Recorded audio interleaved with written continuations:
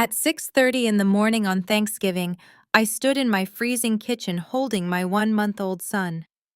I was exhausted, running on perhaps 2 hours of sleep and preparing a massive 20-pound turkey for my in-laws, who were fast asleep upstairs in my guest rooms.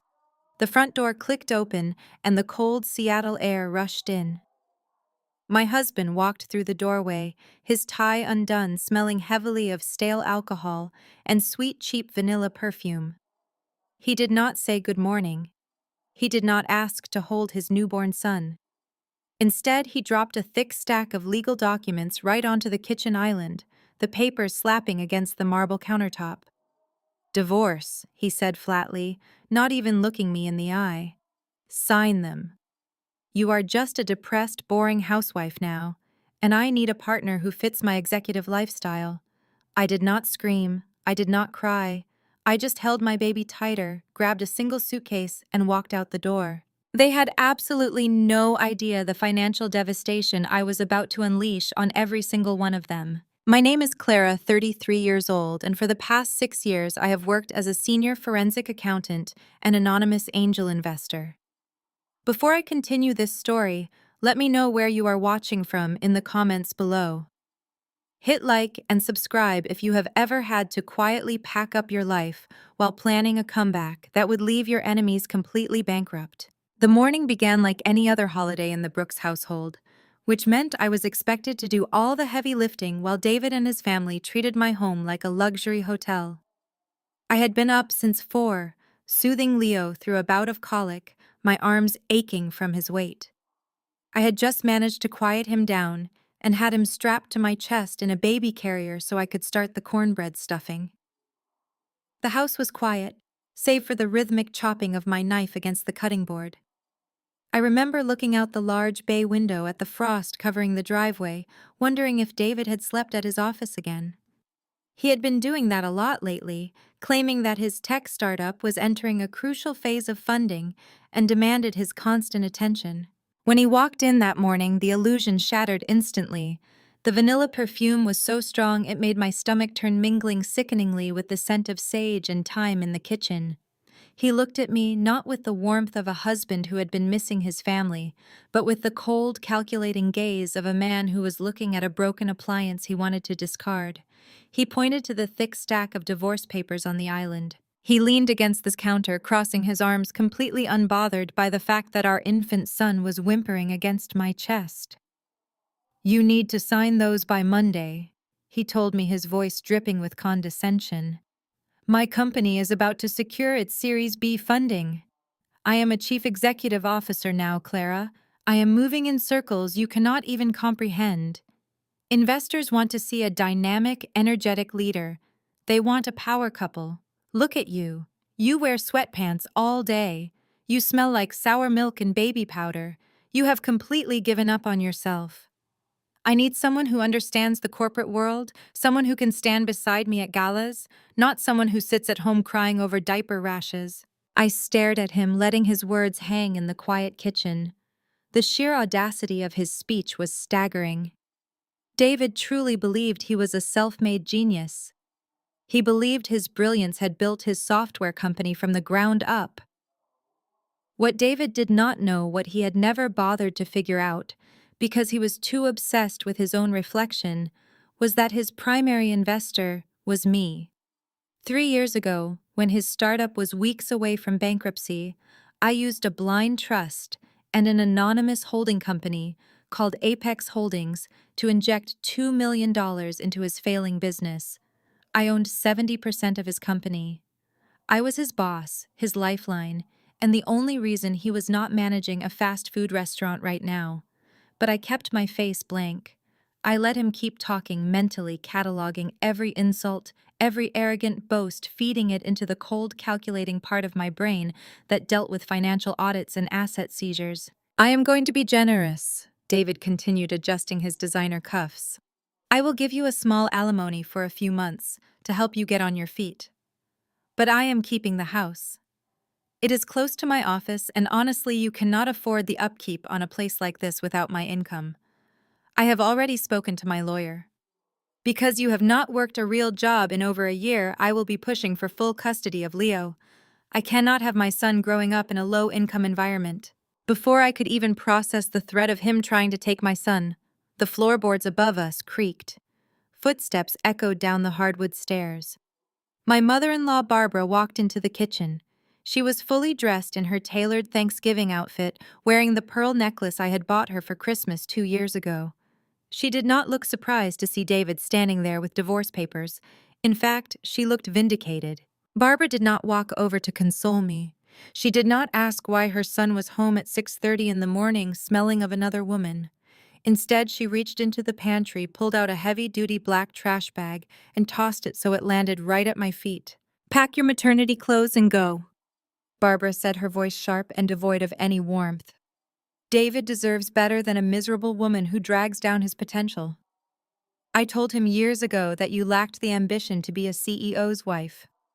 Now that he is successful, it is only natural he upgrades to someone who fits his status. You can leave the baby formula in the fridge. I will hire a proper nanny by tomorrow. We do not need you poisoning the boy against his father." I looked down at the plastic trash bag, then up at Barbara's smug face.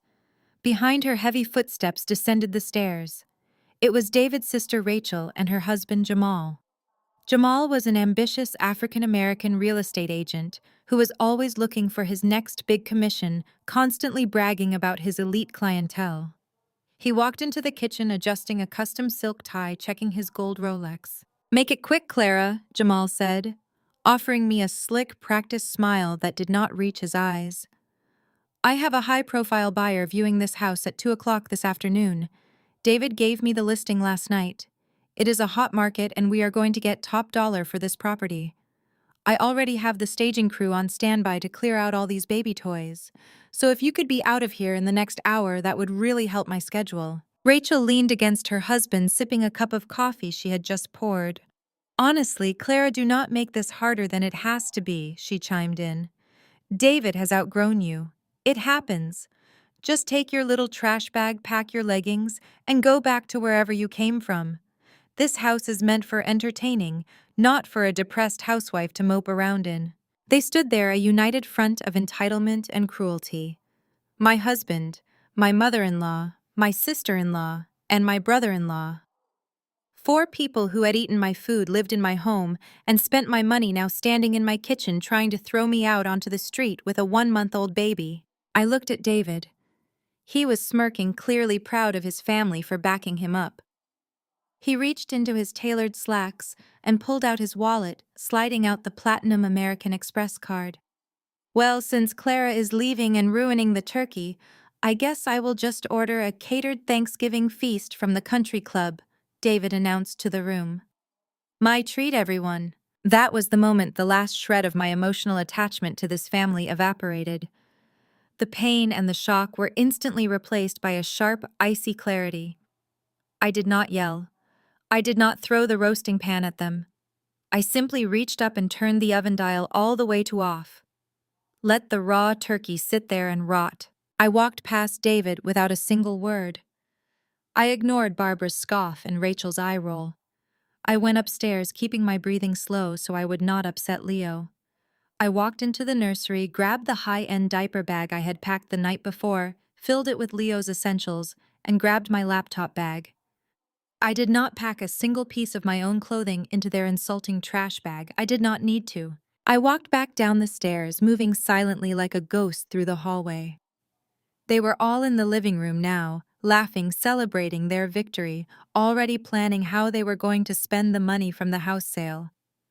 I slipped out the front door and stepped into the freezing Seattle morning.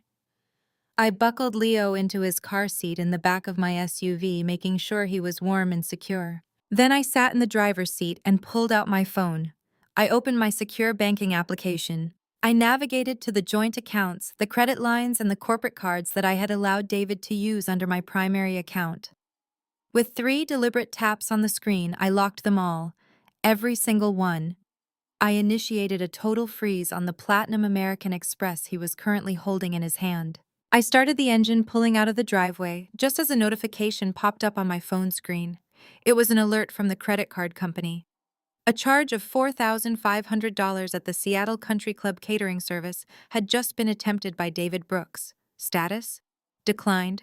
Account frozen. I smiled, putting the car in drive. They thought they were kicking me out of their house. They had no idea that the house they were standing in was legally owned by my holding company. They had no idea that David's business was my property. And they were about to learn a very painful lesson about what happens when you try to steal from a forensic accountant. The drive from the suburbs to downtown Seattle took exactly 45 minutes.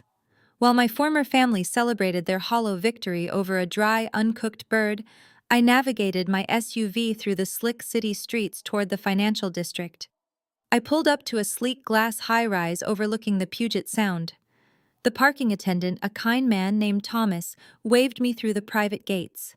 I parked in my designated spot, grabbed Leo and my bags, and took the private elevator directly to the top floor. My phone had not stopped vibrating since I left the driveway. By the time I stepped out of the elevator into the foyer of my penthouse, I had 23 missed calls and a barrage of text messages from David. I unlocked the front door, the smart lock chiming a pleasant welcome, and finally pulled my phone from my coat pocket. David had shifted from arrogant dismissal to absolute rage. The text messages read like the frantic diary of a man losing his mind. First there was confusion. He demanded to know why the catering company said his platinum card was declined. Then 10 minutes later, there was anger. He accused me of calling the bank and falsely reporting the card stolen. Finally, the extreme threats started rolling in one after another. "You are pathetic, Clara," his last message read. "Did you really think freezing a joint credit card would hurt me? I am the chief executive officer of a multi-million-dollar company. You have not earned a single paycheck in over a year. I am calling my lawyer right now. I am taking full custody of Leo. No judge is going to give a child to an unemployed, unstable woman who cannot even afford a lawyer. You are going to be living in a cardboard box by Christmas." I read the messages twice, making sure my screen recorder captured every single word. Let him document his own delusions. Let him threaten a custody battle based on my lack of income. He was so blinded by his own narcissism that he never bothered to ask how I spent my days working from my home office, or how I managed to afford my designer wardrobe on the supposed allowance he graciously gave me. I walked through the expansive living room of the penthouse. Floor-to-ceiling windows offered a breathtaking panoramic view of the Seattle skyline. I had purchased this property 2 years ago through a blind trust using the profits from an aggressive offshore investment strategy. David did not even know this building existed, let alone that his seemingly boring wife owned the $6 million unit at the very top. I carried Leo down the hall to a room I had been preparing for months. I pushed the door open, revealing a state-of-the-art nursery. It was painted in soft sage green, filled with custom European furniture, a high-tech monitoring system, and a crib lined with organic cotton. I had known for a long time that my marriage was a decaying corpse. The late nights, the suspicious expenses, the subtle emotional abuse. I am a forensic accountant. I track hidden assets for a living. Finding David's sloppy financial tracks was like reading a child's picture book. I had simply been biding my time building my fortress and waiting for the perfect moment to strike. I gently laid Leo in his crib. He cooed softly, completely oblivious to the chaos unfolding miles away. "You are safe now, little man," I whispered, kissing his forehead. I left the nursery door slightly ajar and walked into my adjacent home office. The room was dominated by a massive mahogany desk and 4 large computer monitors. I sat down in my leather ergonomic chair, woke up the screens, and logged into my highly secure financial portal. It was time to take off the gloves. David thought I had just frozen one credit card. He was completely wrong. That was only a tiny warning shot. My fingers flew across the keyboard as I accessed the umbrella trust that controlled our so-called joint finances. When I first invested in his tech startup, I structured the capital flow so that his personal checking accounts, his executive bonus packages, and his corporate expense accounts were all secretly tethered to my primary holding company. He was too arrogant and impatient to ever read the fine print of his own financial architecture. With a few deliberate keystrokes, I severed the connections. I drained his personal checking account, transferring the massive balance into a secure escrow account under my name, perfectly legal, since the seed money originated from my trust in the first place. I canceled his corporate line of credit. I even suspended the automatic payments for his leased luxury sports car. Within 5 minutes, I had financially decapitated my husband. He currently had exactly whatever cash was sitting in his leather wallet. I leaned back in my chair watching the transfer confirmations flash green across my screens. A deep sense of satisfaction washed over me. No yelling, no crying, just cold, hard numbers doing the talking.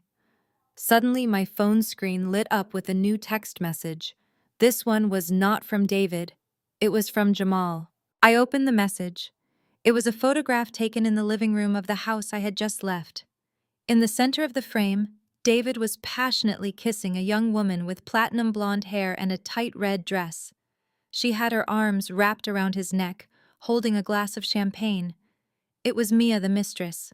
Standing in the background, Rachel and Barbara were smiling brightly, holding their own glasses, celebrating the new addition to their family. Below the photo, Jamal had typed a cruel message. "Meet the real upgrade, Clara. Thanks for leaving the house so clean for the viewing today. Do not bother coming back for the rest of your junk. The staging crew is throwing it all in the dumpster right now." They were drinking champagne in my living room. They were cheering on the destruction of my marriage. Jamal was mocking me, completely confident that he was about to make a massive commission, selling a house he had no legal right to sell. I did not text Jamal back. I did not engage with his petty cruelty or defend myself. Instead, I opened my email client and drafted a new message to my real estate attorney. I attached Jamal's photograph to the email. Underneath it, I typed a single concise directive. The tenants at the suburban property have violated the terms of their lease agreement by bringing unauthorized individuals into the home and attempting an unauthorized commercial sale. Execute the emergency eviction protocol immediately. Serve the 48-hour notice. Make it loud. I hit send. At exactly 1:45 that afternoon, Jamal was standing on the pristine front porch of my suburban home, projecting the ultimate image of a high-end luxury real estate broker. Through the high-definition feed of my discreet security cameras, I watched the entire disaster unfold from the comfort of my penthouse desk. Jamal had changed out of his holiday attire and into a sharp navy blue tailored suit. He was smiling broadly, gesturing expansively toward the manicured front lawn as he spoke to his VIP clients.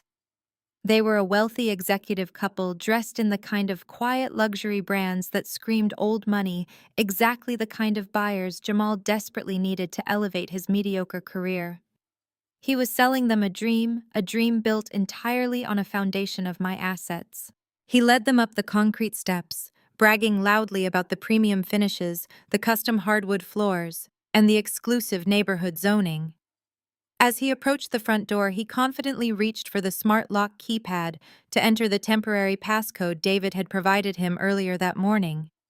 He punched in the numbers with practiced ease. A harsh electronic beep echoed on my audio feed, followed by a blinking red light. Access denied. Jamal chuckled nervously, adjusting his silk tie. He turned to the couple, offering a slick apology and blaming a low battery or a simple glitch in the smart home system. He tried again, carefully punching in David's master administrator code, the one David thought gave him absolute control over the property. Another harsh beep, another flashing red light. Access denied. I sat back in my ergonomic leather chair, sipping a glass of sparkling water, watching his confident facade begin to crack. I had wiped every existing code from the security system the moment I sent that email to my attorney. The only person getting into that house was me. Jamal pulled out his smartphone, his thumb aggressively jabbing at the screen as he tried to call David, who was presumably still inside, entertaining his mistress and his adoring mother. The phone rang and rang, but David did not answer. The VIP clients exchanged an uncomfortable glance, shifting their weight on the freezing porch. The husband checked his watch, clearly annoyed by the delay. Just as Jamal raised his fist to knock forcefully on the heavy wooden door, a plain white sedan pulled into the driveway, parking directly behind the couple's luxury SUV. A man in a gray suit stepped out carrying a thick manila folder. He walked up the driveway with the brisk, purposeful stride of a professional legal process server. He did not look like a friendly neighbor stopping by to wish them a happy Thanksgiving. "Are you David?" the man asked, looking directly at Jamal as he stepped onto the porch. Jamal, already sweating from the embarrassment of the locked door, shook his head quickly. "No, I am the listing agent. My brother-in-law David owns this property. I am just trying to show it to these prospective buyers." The process server raised a skeptical eyebrow, consulting a heavily stamped document clipped to the front of his folder. "Well, someone is highly misinformed," the server said, his voice loud, clear, and perfectly captured by my porch microphone. "Your brother-in-law does not own this property. He is listed as a tenant on a month-to-month residential lease agreement." Jamal froze. His professional smile completely vanished. The VIP couple stepped back, their expressions shifting rapidly from mild annoyance to outright alarm. "What are you talking about?" Jamal stammered, his voice rising in pitch. "That is impossible. David gave me the listing this morning. He is the owner." The process server did not argue.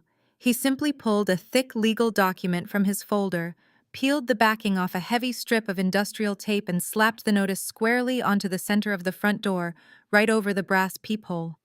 "I am here representing the legal property owner, a private LLC," the server announced with practiced authority. "I am officially serving an emergency 48-hour eviction notice to the tenant. The tenant is in direct and severe violation of his lease agreement for operating an unauthorized commercial enterprise, specifically attempting to sell a property he has absolutely no legal right to sell. Furthermore, he is cited for housing unauthorized individuals on the premises. They have exactly 48 hours to vacate, or the sheriff will remove them by force." The heavy legal words hung in the freezing afternoon air like a death sentence. The executive husband grabbed his wife's arm, pulling her away from the door. "This is a complete scam," the man said, glaring at Jamal with utter disgust. "You dragged us out here on a holiday to try and sell us a house your relative is currently being evicted from. What kind of amateur operation are you running?" Jamal panicked, holding up his hands defensively, his tailored suit suddenly looking very cheap. "Please, sir, wait. There must be a massive clerical error. Let me call my managing broker. I can explain this." But the clients were already walking swiftly down the driveway, shaking their heads.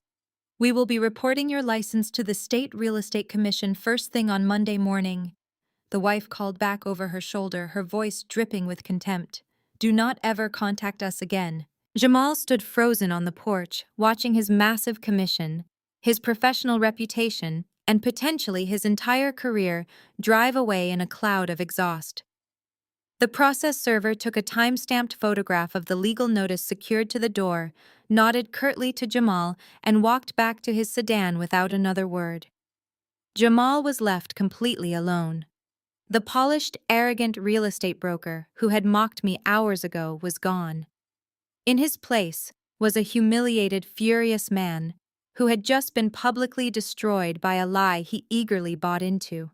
Through the high-definition camera feed, I watched Jamal's face contort with pure, unadulterated rage. He turned back to the smart lock and punched it with his bare fist.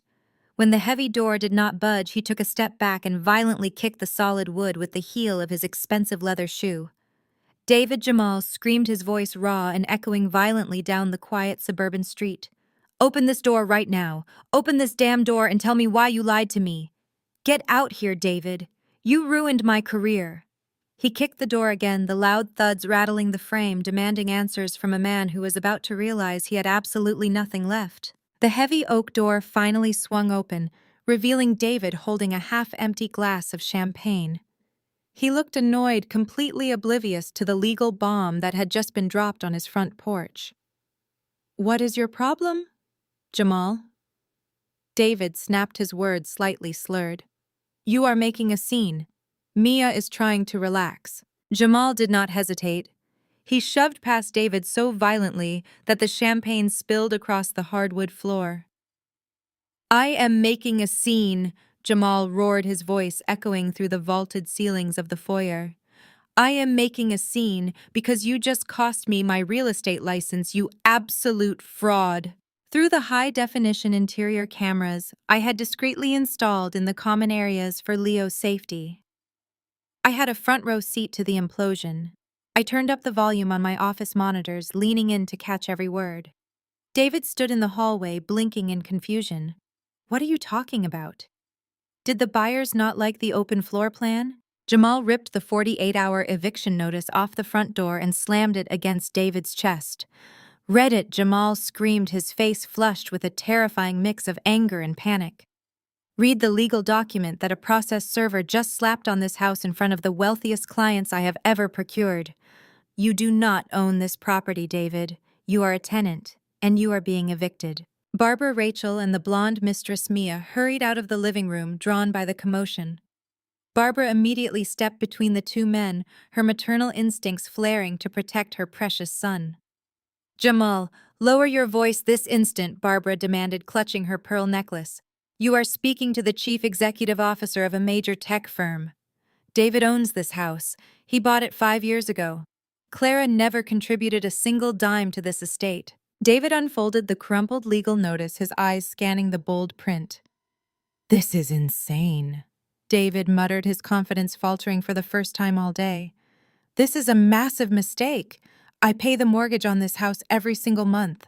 I have the property deed in my office safe. I will prove it to you right now. He tossed the notice onto the floor and practically sprinted down the hallway toward the home office. I switched my camera feed to the study, watching him frantically spin the dial on the wall safe. His hands were physically shaking.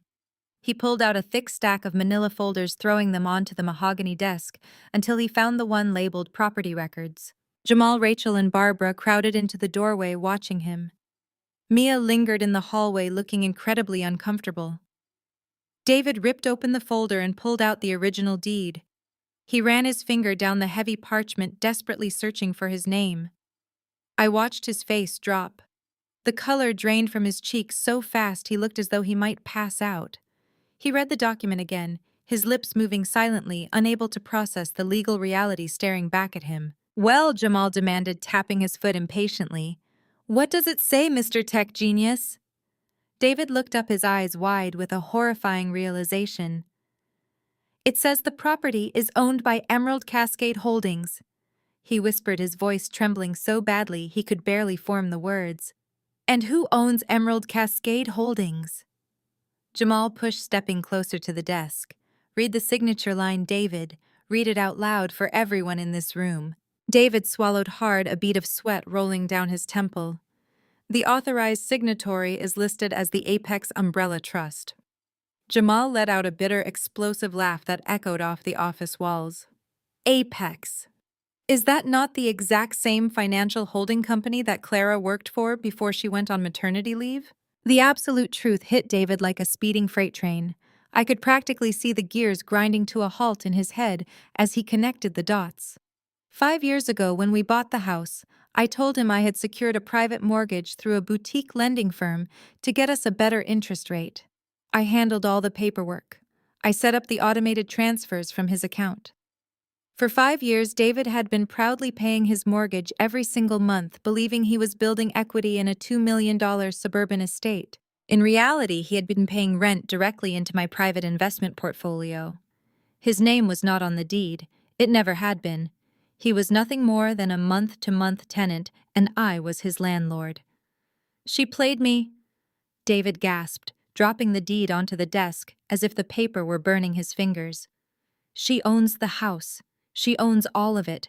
Jamal threw his hands in the air, pacing the small office like a caged animal. You idiot! You arrogant, stupid idiot! Jamal shouted, pointing a shaking finger directly at David's face. You strut around here acting like you are the king of the world, treating your wife like garbage, and you do not even own the roof over your head. You dragged me into your pathetic little divorce scheme and humiliated me in front of millionaires. I am going to be investigated by the State Real Estate Board because you tried to sell a house you have been renting. Do not speak to my brother like that, Rachel chimed in, stepping forward to defend him, despite the damning evidence. Clara tricked him. This is outright fraud. We will take her to court and take it all back. Take her to court with what money? Jamal fired back, his patience entirely exhausted. His credit cards are declining. He does not own this real estate. He is a broke fraud playing dress-up in a suit. That was the breaking point for Barbara. Nobody insulted her golden child. She marched right up to Jamal, her face twisted with aristocratic fury, and slapped him hard across the cheek. The sharp crack echoed through the quiet house, instantly silencing everyone. "How dare you speak to my family that way?" Barbara hissed, her chest heaving with indignation. "You are lucky Rachel even married you. You are nothing without our family connections. Now apologize to David right this second." Jamal slowly turned his head back to look at Barbara. He reached up, touching his stinging cheek. The polished ambition and the slick charm were completely gone, replaced by a cold, hard disgust. He looked at Rachel, who was standing there unapologetic, fully supporting her mother's violent outburst. "I am nothing without you," Jamal asked softly, a dark, humorless laugh escaping his throat. "You people are broke. You are getting evicted on Thanksgiving Day, and you just assaulted me." Jamal stepped back, adjusting his suit jacket with a finality that sent a shiver down Rachel's spine. He looked directly at his wife. "I am done, Rachel. I am absolutely done with you and your toxic, entitled, completely broke family. Do not call me. Do not text me. I am going upstairs to pack my bags, and then I am calling my divorce attorney." Jamal turned on his heel and shoved past Mia, storming up the stairs. David stood frozen behind the desk, clutching the useless deed, while Barbara stared at her stinging hand. The fake family empire was crumbling from the inside out, and I had not even dropped the real bomb yet. The weekend passed in a blur of frantic text messages from David and absolute silence from my end. I spent Saturday and Sunday enjoying the quiet peace of the penthouse, with Leo completely insulated from the radioactive fallout taking place at my suburban property. By Monday morning, I was back to business. However, knowing my mother-in-law's penchant for theatrical retaliation, I did not go to my actual corporate suite. Instead, I drove to a modest shared co-working space downtown. I had rented a small nondescript glass office there months ago, specifically for mail forwarding and dealing with David's inevitable dramatic outbursts once I pulled the plug on his finances. I was reviewing a quarterly audit report on my laptop when the front glass doors of the co-working lobby swung open violently. Barbara marched in, her designer heels clicking aggressively against the polished concrete floor. She was not alone. Trailing close behind her was a scruffy man in a cheap beige trench coat holding a digital camera. He looked exactly like a discount private investigator, hired straight out of a local classified ad. Barbara had always thrived on an audience, and a busy open-concept office filled with tech freelancers and young entrepreneurs was the perfect stage for her manufactured victimhood. "Where is she?" Barbara yelled, ignoring the startled receptionist at the front desk. "Where is the woman who stole my grandson?" She spotted me through the glass walls of my rented cubicle and pointed a dramatic shaking finger directly at my face. "There she is. Record this, Mr. Higgins. Record the face of a kidnapper." I slowly closed my laptop, remaining seated as Barbara stormed into my office. The fake private investigator hovered nervously in the doorway, snapping poorly framed photos of me sitting at my desk. "You psychotic, unstable woman," Barbara screamed, her face flushed with righteous indignation. "You kidnapped my grandson. You froze my son's bank accounts and threw us out on the street like garbage on a holiday. I am here to expose you to the world. I have hired a professional investigator, and we are going straight to the local press. You are an unfit, mentally disturbed mother who cannot even hold down a real job, and we are taking Leo back today." The entire co-working floor fell dead silent. Dozens of heads popped up from behind their monitors. A few people pulled out their smartphones, recognizing a public meltdown when they saw one. Barbara stood over my desk, breathing heavily, completely convinced that her aggressive public shaming would force me into submission. She expected me to cry. She expected me to cower and beg her to lower her voice to save my professional reputation. She simply did not understand that a forensic accountant does not operate on emotion. We operate on documentation. I did not raise my voice. I did not even stand up. I simply slid open the top drawer of my desk and pulled out a thick, bright red folder. I stood up, walked right past Barbara, who stepped back in sudden confusion, and walked straight out to the front lobby.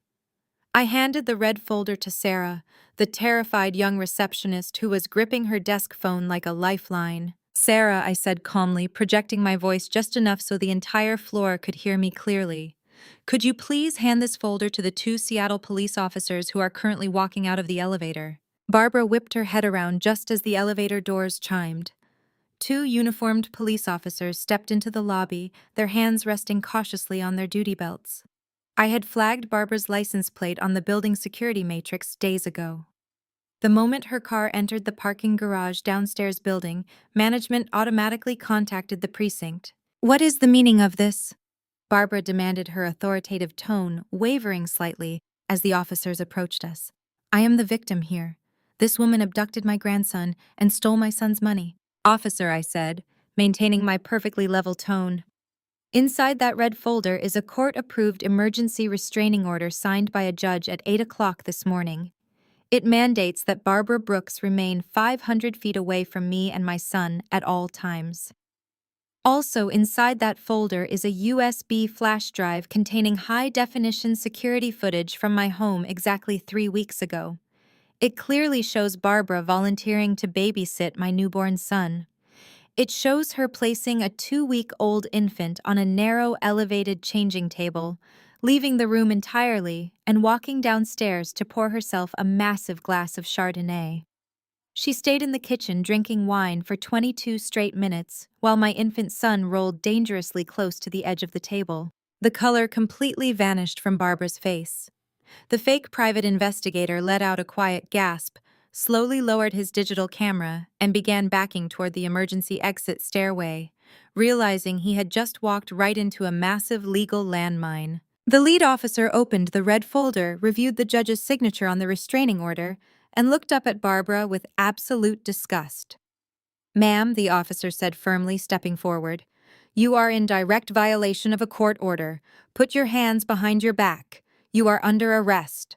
"No, wait!" Barbara shrieked, the reality of her situation finally shattering her arrogant delusion. "You do not understand. It was just a quick glass of wine. I am a respectable woman. I am the mother of a prominent CEO. You cannot do this to me." She fought against the officers twisting and kicking in her expensive skirt, which only resulted in them securing the handcuffs tighter and reading her Miranda rights loud enough for the entire office to hear. The tech freelancers who had been watching were now openly recording her humiliation. Her perfectly styled hair fell out of place as they dragged her toward the waiting elevator, her screams echoing down the hall. As the officers shoved a weeping, hysterical Barbara into the back of a police cruiser, idling on the street level below, her designer handbag spilled onto the pavement. Her smartphone bounced onto the concrete, the screen lighting up brightly.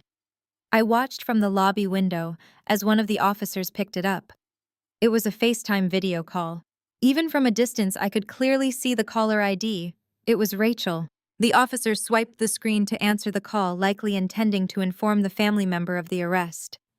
But before the officer could speak a single word, Rachel's frantic, sobbing voice blasted through the phone speaker. "Mom, please pick up!" Rachel screamed through the phone. "I am at the designer boutique downtown and Mia just abandoned me here." The manager locked the doors. David's credit card declined for grand theft because Mia tried to buy $10,000 worth of bags, and now they are calling the police. "Mom, you have to come pay for this. Please help me." The police officer stared at the illuminated screen of the dropped phone, listening to Rachel's frantic sobbing echoing loudly across the pavement. The officer tapped the glass screen. "Ma'am, your mother cannot come to the phone right now," the officer said firmly. "She is currently in police custody and is being transported to the central precinct for violating a court order." The officer ended the call without waiting for a response, slipping the expensive device into a clear plastic evidence bag before climbing into the driver's seat of the cruiser. I stood by the lobby window of the co-working space, watching the police car pull away from the curb, its lights flashing silently against the glass facades of the surrounding high-rises. The fake private investigator had already vanished down the street, terrified of being implicated. The lobby slowly returned to normal, the low hum of conversation resuming as the tech freelancers and startup founders went back to their laptops, shaking their heads at the bizarre spectacle. I took a deep breath, smoothing the front of my tailored blazer, and turned to head back to my private rented office. Before I could even reach my desk, my personal cell phone vibrated sharply in my pocket. The caller identification displayed an unknown local number, likely a landline from a retail store or a security office. I knew exactly who was on the other end of the line. I slid my finger across the screen and brought the phone to my ear. I did not say hello. "Clara, please do not hang up." Rachel gasped, her voice trembling so violently she could barely form the syllables. "Please, you have to help me.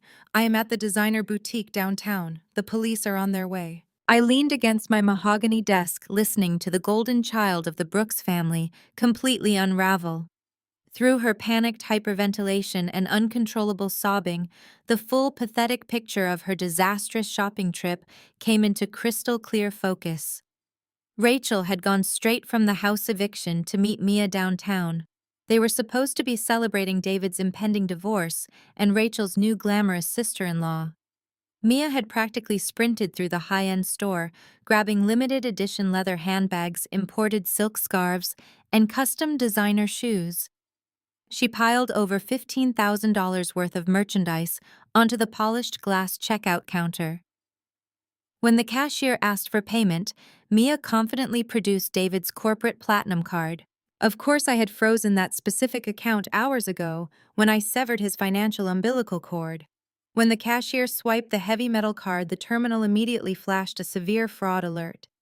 The store manager was quickly called over to the register. Recognizing that a corporate asset was being used suspiciously by individuals not listed on the account, and that it was returning a hard decline for suspected theft, the manager subtly triggered the store's silent alarm. Mia was not stupid. She was a professional opportunist with highly tuned survival instincts.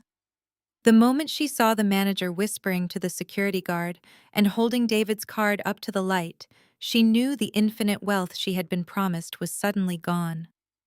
The gravy train had completely derailed.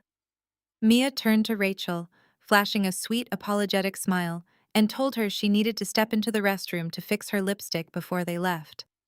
Instead, Mia walked right past the restrooms, pushed open the back delivery exit, climbed into a waiting taxi, and vanished into the city. Rachel was left standing completely alone at the register. When the manager approached and coldly informed her that the card was declined and the authorities had been notified regarding attempted corporate fraud, Rachel tried to walk away. The towering security guard immediately stepped forward and locked the heavy glass front doors. Rachel was trapped inside the boutique holding a pile of luxury goods she could never afford, taking the absolute fall for a mistress who had just abandoned her at the first sign of trouble. "You have to come down here!"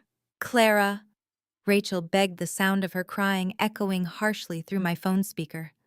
The manager said if someone can come down and clear the fraud alert or pay for the damages and the restocking fees, they might not press charges against me. My husband blocked my number. Mom is not answering her phone, and I do not know where she is. David is not picking up either. You are the only one left. We are family, Clara. Please, I do not want to go to jail. I let her finish her frantic plea.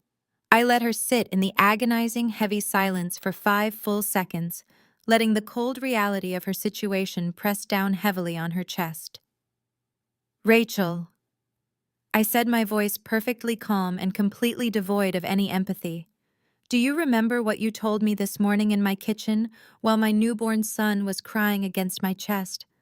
"Clara, please, I was just upset," Rachel stammered, her voice cracking. "I did not mean it. I swear I did not mean it." "You told me to pack my trash bag and leave," I reminded her, enunciating every single word precisely so it would burn into her memory permanently. "You said my house was meant for entertaining, not for a depressed housewife to mope around in. You said Mia was the real upgrade. Well, Rachel, you wanted Mia as a sister-in-law. Let her pay." I tapped the red button on my screen, cutting off her desperate scream mid-sentence. I opened my contact settings and permanently blocked the boutique's phone number, followed by Rachel's personal number, Jamal's number, and Barbara's number. The Brooks family was officially dead to me. Their petty self-inflicted dramas and legal troubles no longer occupied my mental space. I tossed my phone onto the far corner of my desk. I sat down in my ergonomic leather chair and cracked my knuckles. The familial distractions were officially over. The evictions, the arrests, and the shopping mall meltdowns were just the warm-up act. They were the appetizers. Now it was time for the main course. I reached out and woke up my dual ultra-wide monitors.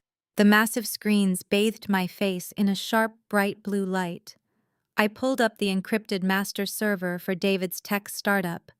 As the majority shareholder and the anonymous angel investor who single-handedly kept his pathetic company afloat, I possessed administrative backdoor access to every single byte of financial data that flowed through his corporate servers. David thought he was a genius chief executive officer, but he was nothing more than an arrogant man playing with my money.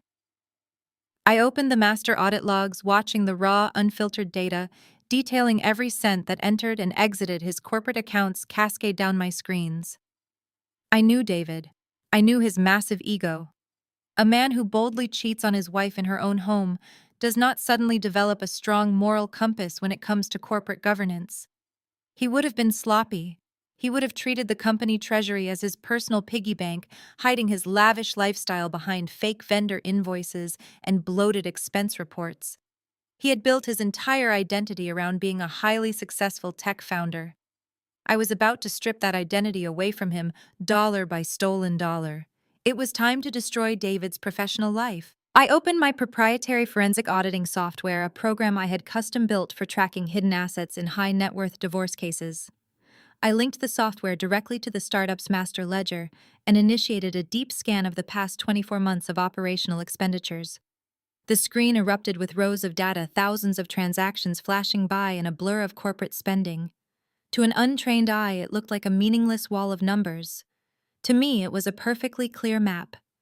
I set the parameters to flag any recurring payments sent to unregistered vendors, sudden spikes in marketing budgets, and international wire transfers that lacked corresponding purchase orders.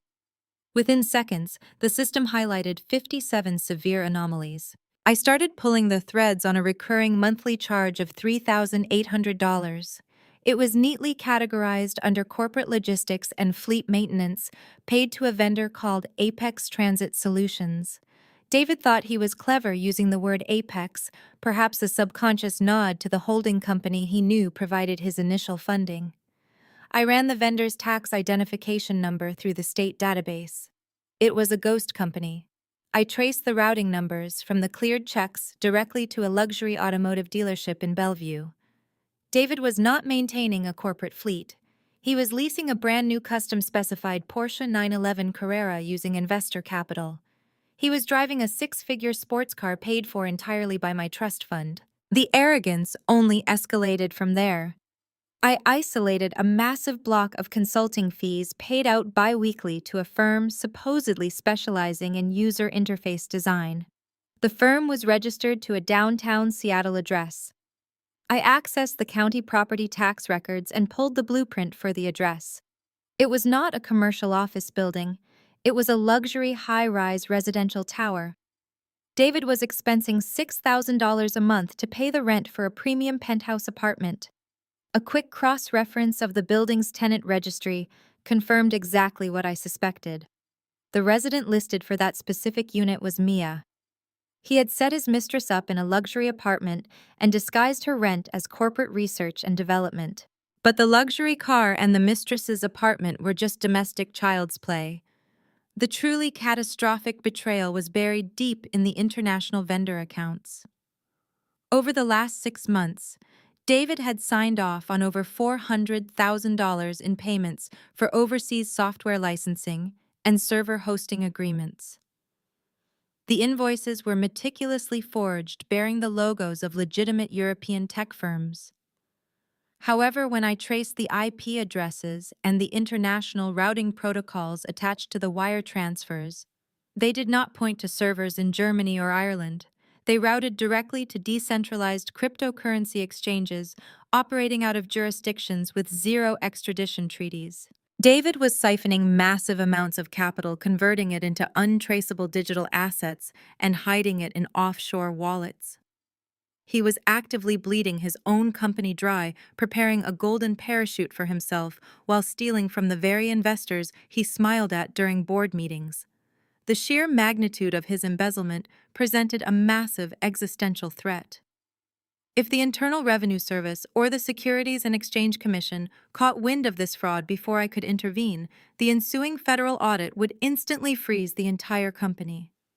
The startup would collapse under federal scrutiny, the stock value would plummet to absolute zero, and my $2 million initial investment would vanish overnight.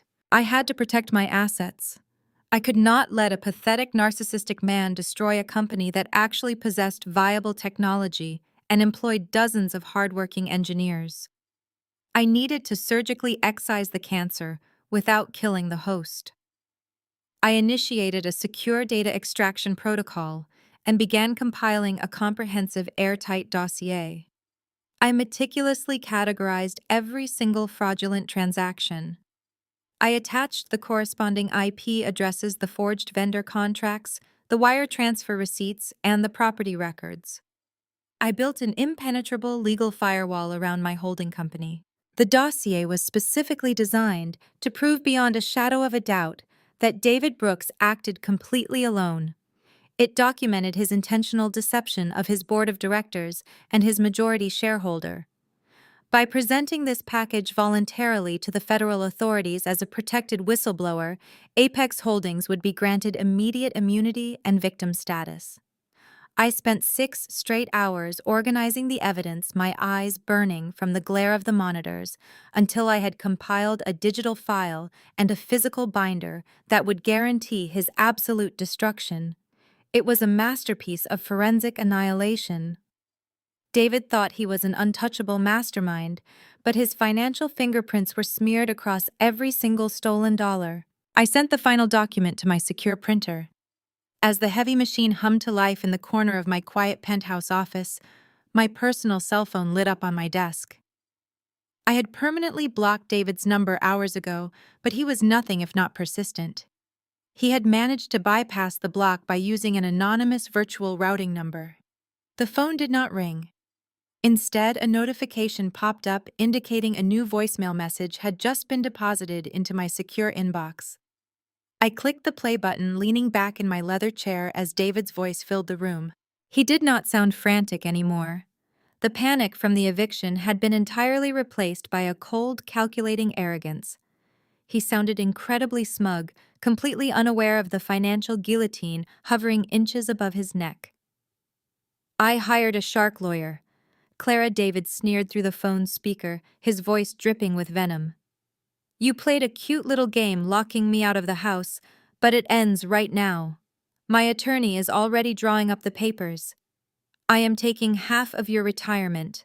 I am getting full custody of Leo, and I am going to make sure you pay every cent of my legal fees. You are finished." I listened to the final click of the voicemail and actually smiled. He was going to take half of my retirement. He was going to take my son. He was going to make me pay his legal fees. It was the desperate, flailing threat of a man who still believed he controlled the narrative. He thought a shark lawyer could save him, entirely oblivious to the fact that his accounts were drained, his credit was frozen, and his company was about to become an active federal crime scene. I deleted the voicemail. I did not need his hollow threats clogging up my inbox. I carefully placed the printed dossier and the encrypted flash drive into a sleek leather briefcase. I walked into the nursery, where my fully vetted, highly experienced nanny Maria was gently rocking Leo to sleep. I kissed my son on his soft cheek, told Maria I would be back in a few hours, and walked out the door. The drive to the Internal Revenue Service Criminal Investigation Field Office in downtown Seattle was quiet and focused. The weather had turned gray and drizzly, a typical Pacific Northwest afternoon that perfectly matched the bureaucratic sterility of the federal building. I parked my SUV in the visitor garage, grabbed my briefcase, and walked through the heavy security checkpoints. I did not need an appointment. When you walk into a federal tax office, holding a meticulously documented map of $500,000 in offshore corporate embezzlement and domestic tax fraud, they make time for you immediately. I was escorted into a small windowless interview room. A senior field agent walked in looking tired and overworked, carrying a yellow legal pad. He introduced himself, sat across from me, and asked how he could help. I did not waste his time with an emotional backstory. I opened my briefcase, slid the heavy binder across the metal table, and placed the encrypted flash drive right on top of it. I am the majority shareholder of a local technology startup through a blind trust known as Apex Holdings. I explained, keeping my voice steady and professional. I am also a certified forensic accountant. I am here to formally invoke whistleblower protection. Inside that binder, you will find irrefutable proof that the chief executive officer of the company has been actively embezzling investor capital. He has evaded federal taxes on hundreds of thousands of dollars by misclassifying personal luxury expenses as corporate operational costs. Furthermore, he has been illegally transferring large sums of money into decentralized offshore cryptocurrency wallets to hide assets from domestic taxation. The agent looked skeptical, at first used to disgruntled spouses bringing in messy, unsubstantiated claims of hidden wealth. Then he opened the binder. I watched his eyes scan the first page, the executive summary I had prepared. He turned to the second page, which detailed the fraudulent invoices for the luxury sports car. He flipped to the section containing the IP traces for the offshore wire transfers. The skepticism completely vanished from his face, replaced by the sharp, focused intensity of a federal investigator who had just been handed a slam-dunk conviction on a silver platter. "You compiled all of this yourself?" the agent asked, looking up at me with genuine astonishment. I nodded. Every transaction is cross-referenced with the corresponding bank routing numbers and forged vendor invoices. The digital copies on the flash drive contain the raw data extracted directly from the company's master server. My legal representation has already established the firewall, proving that my holding company had zero operational control or knowledge of these specific financial crimes until my audit this morning. I am entirely indemnified. He acted completely alone. The agent slowly closed the binder. He picked up his desk phone and asked for his supervisor to join us immediately. I spent the next 2 hours in that room walking them through the financial architecture of David's deceit. I signed the official whistleblower affidavits, legally shielding myself and my initial investment from the impending federal fallout. By the time I walked out of the federal building and back into the rainy Seattle afternoon, the domino had officially been pushed. The federal machinery was now in motion, and once the Internal Revenue Service targets a fraudulent executive, there is absolutely no shark lawyer in the country who can save them. While I was driving back to my secure penthouse to hold my son, David was desperately trying to maintain his crumbling facade. He had spent the entire afternoon scrambling to secure a short-term, high-interest personal loan just to cover the cost of his evening plans. Tonight was the most critical night of his professional career. He was hosting a private, ultra-luxury dinner party at one of Seattle's most exclusive waterfront restaurants. The guest list consisted of his entire board of directors and 2 massive venture capitalists he was trying to woo for a Series B funding round. David believed that if he could just secure this new round of funding, he could quietly replace the money he had stolen, pay off a top-tier divorce attorney, and crush me in court. He dressed in his finest tailored suit, rented a luxury town car because his Porsche lease had been suspended, and put on the performance of a lifetime. Through my network of corporate contacts, I knew exactly what was happening at that dinner. David had rented the restaurant's private glass-enclosed dining room. He was pouring $1,000 bottles of wine he could no longer afford, laughing loudly, and pitching his brilliant vision for the future of the company. He stood at the head of the long mahogany table, the sparkling city skyline glowing behind him. He tapped his crystal wine glass with a silver spoon, bringing the wealthy investors and board members to a quiet, respectful attention. "I want to thank you all for joining me tonight," David began, flashing his trademark charismatic smile. "We are standing on the precipice of something truly revolutionary. This next phase of funding will not just secure our place in the market, it will redefine the entire industry. To the future. He raised his glass high in the air. The board members smiled and reached for their own glasses. Before a single drop of wine could be consumed, the heavy oak doors of the private dining room swung open. The restaurant manager attempted to step in front of the intruders, but he was gently yet firmly pushed aside. 4 men and 2 women wearing dark windbreakers walked into the opulent room. The gold lettering on the back of their jackets was stark and unmistakable. Criminal investigation. The restaurant fell dead silent. The federal agents did not wait for an invitation. They walked directly past the bewildered venture capitalists, past the shocked board members, and stopped right next to David, who was still standing with his crystal glass frozen in the air. David stood completely frozen, his charming smile melting into an expression of sheer terror as the lead agent flashed a gold badge directly in his face. David Brooks, the agent said, his voice carrying easily across the cavernous, silent dining room. You are hereby served with a federal subpoena from the Internal Revenue Service Criminal Investigation Division. We are seizing all electronic devices currently on your person, and you are ordered to surrender your corporate laptop immediately under suspicion of wire fraud, tax evasion, and corporate embezzlement. The crystal wine glass slipped from David's trembling hand. It shattered against the polished hardwood floor, the expensive red wine pooling around his expensive leather shoes like blood. He tried to speak to offer some slick explanation, but his throat seized. The agent did not wait for a response. He reached into David's tailored suit jacket and confiscated his smartphone. Another agent swiftly moved to the side table where David had set up his presentation materials, unplugging his sleek silver company laptop and sliding it into an anti-static evidence bag. The venture capitalist men who managed billions of dollars and possessed a zero-tolerance policy for federal raids did not ask for clarification. They stood up in perfect unison. One of them buttoned his tailored jacket, looked at David with absolute disgust, and stated firmly that they would not be participating in the Series B funding round. They walked out of the room without another word, taking millions of dollars in potential capital with them. The board of directors erupted into a chaotic frenzy. The chairman of the board, an older, notoriously ruthless businessman, marched up to David. His face was red with fury. He pointed a rigid finger at David's chest and announced that there would be a mandatory emergency board meeting at 8 o'clock the next morning.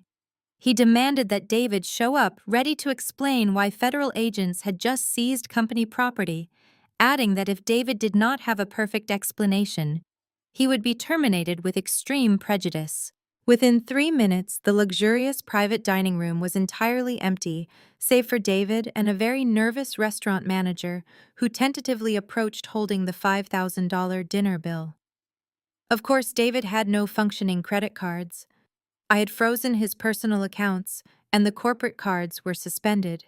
He had to surrender his luxury watch just to satisfy the restaurant manager and avoid the local police being called for theft of services. Sweating, humiliated, and stripped of his digital lifelines, David stumbled out the back service exit of the restaurant into the cold Seattle rain.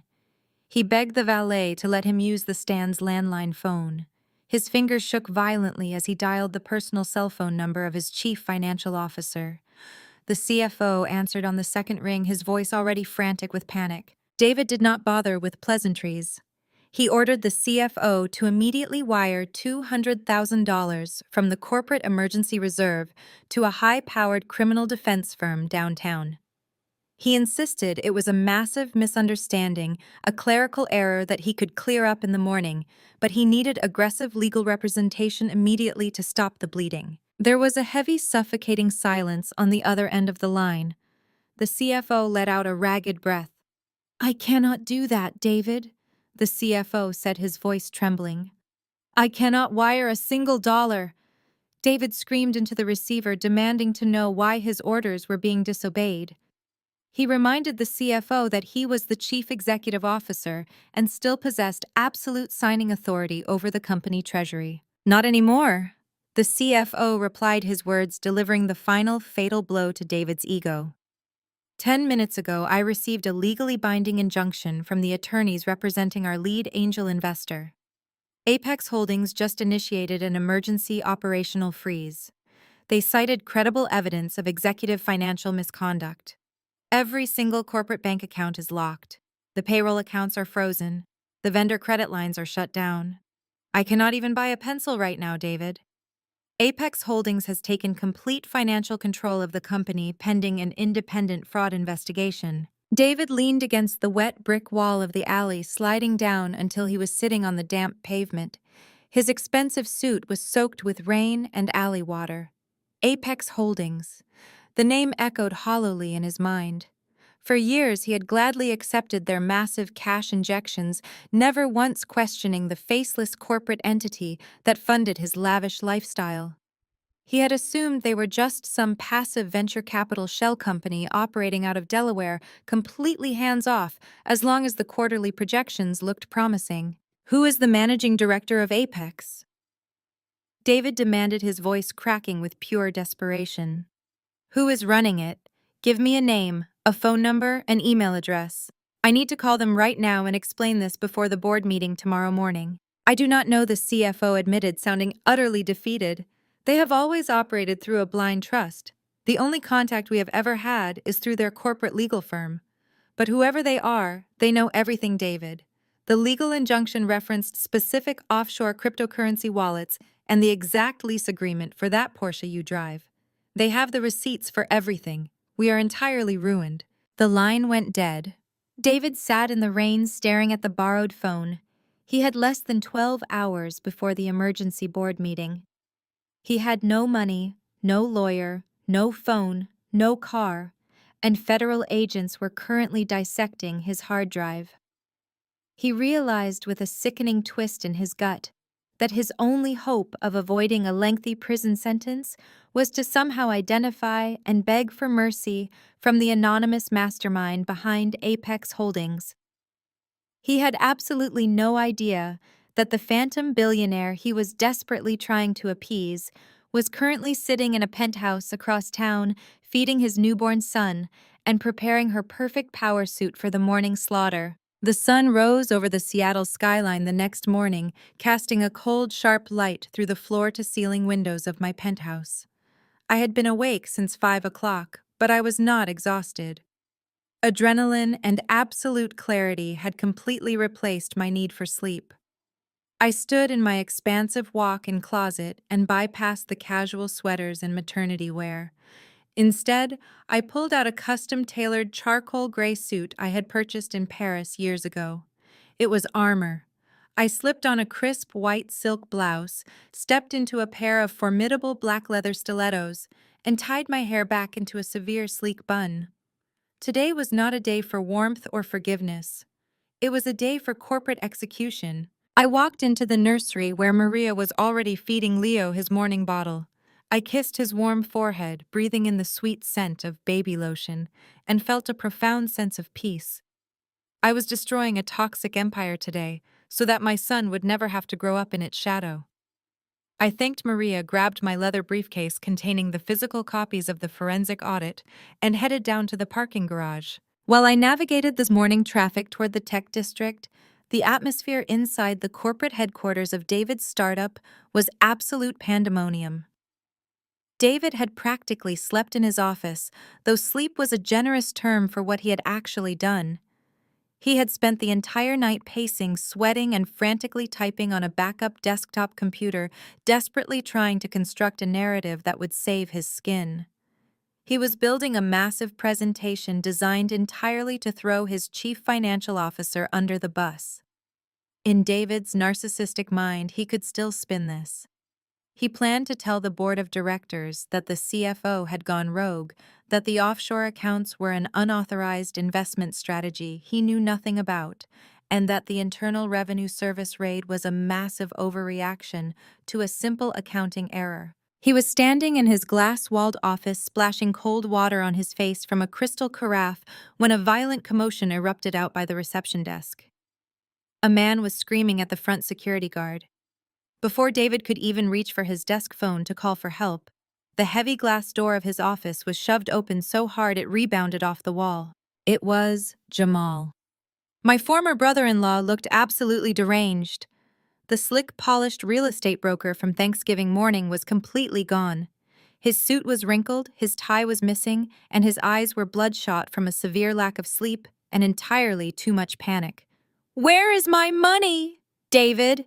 Jamal roared, storming across the office and slamming his fists onto David's pristine glass desk. "You owe me cash right now." David stumbled backward, genuinely terrified.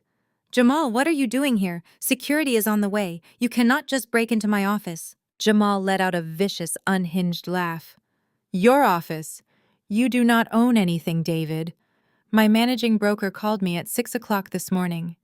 The wealthy clients from yesterday filed a formal complaint with the state commission, and my brokerage is slapping me with a massive lawsuit for gross negligence and fraud. They suspended my license indefinitely. I am completely ruined because of your fake eviction stunt, and I need $50,000 right now to retain a defense attorney. Cut me a check, David, or I swear I am going to tell the police everything I know about you." David stared at Jamal, his own panic temporarily overriding his fear of physical violence. He let out a hysterical, breathless chuckle. "Are you insane, Jamal? Did you not check the news? Federal agents raided my dinner party last night. Apex Holdings froze every single account in this entire building. I do not have $50,000. I do not even have $50 to buy a cup of coffee. My credit cards are declining. Mia blocked my number and ran off. I am facing federal prison time, and you are in here whining about a real estate license. Get out of my office before I have you arrested for trespassing." Two large security guards rushed into the room, grabbing Jamal by the arms. Jamal kicked and thrashed, his face twisted in pure rage as they dragged him backward toward the elevator banks. "You are a dead man, David!" Jamal screamed down the hallway, his voice echoing off the corporate glass. "You ruined my life, and you are going to burn for this." David slammed his office door shut, leaning his weight against it as he gasped for air. He was completely soaked in sweat. He glanced at the digital clock on his wall. It was 7:55. The emergency board meeting was starting in exactly 5 minutes. He grabbed his printed presentation notes, wiped his face with a paper towel, and marched out of his office with the manufactured confidence of a dead man walking. Down in the main lobby, I bypassed the reception desk completely. The receptionist tried to call out to me asking for my visitor badge, but I simply flashed my platinum identification card linked directly to Apex Holdings. The head of building security, who had been briefed by my legal team hours earlier, immediately stepped aside and escorted me toward the executive elevators. Up on the top floor, the boardroom was suffocatingly tense. 10 of the most powerful investors and executives in the city sat around a massive mahogany table. Their faces were grim, their arms crossed. David stood at the head of the table, projecting his presentation onto the massive screen behind him. He forced a wide, charming smile that looked more like a grimace. "Listen to me, everyone," David said, his voice dripping with fake reassurance. "I know last night looked bad, but I promise you this is a contained incident. My CFO made some highly questionable accounting decisions without my authorization, and I am dealing with it as we speak. We cannot let a bureaucratic misunderstanding derail our Series B funding. Gentlemen, we just need to assure Apex Holdings that our leadership is strong." Right as the final word left his mouth, the heavy mahogany doors of the boardroom swung open. Right as the final word left his mouth, the heavy mahogany doors of the boardroom swung open. I did not knock. I did not hesitate. I walked straight into the epicenter of David's corporate sanctuary. My black leather stilettos clicked sharply against the polished hardwood floor, a steady rhythmic sound that instantly silenced the murmurs of the executives. I was flanked by two of the most ruthless and expensive corporate litigators in Seattle, Mr. Harrison and Mr. Cole. They wore immaculate navy blue suits and carried thick leather briefcases that looked like weapons of mass financial destruction. David froze. His hand, which had been gesturing expansively toward the projector screen, dropped limply to his side. His artificial smile completely vanished, replaced by a look of profound confusion and rising anger. He blinked rapidly, as if trying to clear a hallucination. "What are you doing here?" David hissed, his voice dropping to a harsh whisper as he took a step toward me. He quickly turned back to the 10 powerful men sitting around the table, his face flushing a deep, embarrassed crimson. "Gentlemen, I apologize for this unprecedented interruption. This is my soon-to-be ex-wife, Clara. We are going through a rather contentious divorce, and it appears she is having a severe mental breakdown." David waved his hand dismissively in my direction, refusing to make eye contact with me. He looked toward the 2 large security guards who were stationed out in the hallway. "Security, please escort this woman out of the building immediately. She does not have clearance to be on this floor, let alone in a closed executive session." The guards took a hesitant step into the boardroom, but Mr. Harrison smoothly stepped in front of me. He did not raise his voice. He did not look intimidated. He simply reached into his tailored jacket, pulled out a court-stamped legal document, and pressed it directly against the chest of the lead security guard. "If you touch my client, you will be personally named in a multi-million-dollar federal civil rights lawsuit before your shift ends today." Mr. Harrison stated, his tone as cold and hard as steel. "She has absolute legal authorization to be in this room. I suggest you step outside and close the doors." The security guard looked at the court stamp, swallowed hard, and immediately backed out of the room, pulling the heavy mahogany doors shut behind him. The loud click of the latch, echoing through the quiet boardroom, sounded like a prison cell locking into place. David was vibrating with rage. He slammed his hand flat against the table. "Clara, have you completely lost your mind? Federal agents raided my dinner last night. My company is in the middle of a massive crisis with our lead investor, and you barge in here to throw a pathetic temper tantrum over our divorce. I am calling the police." The chairman of the board, an imposing man with silver hair and a notoriously short temper, stood up from his leather chair. He slammed his own folder shut. "David, what on earth is going on here? Who are these men? If your domestic disputes are bleeding into this company's operational security, I will personally call for an immediate vote to have you removed from your position as chief executive officer." David panicked. He held up both hands, practically begging the chairman to sit down. "Sir, I promise you, I have this entirely under control. She is just a bitter housewife trying to embarrass me. She has absolutely nothing to do with this company or our investors." I smiled. It was not a warm smile. It was the precise, calculated smile of a predator watching a trap snap shut.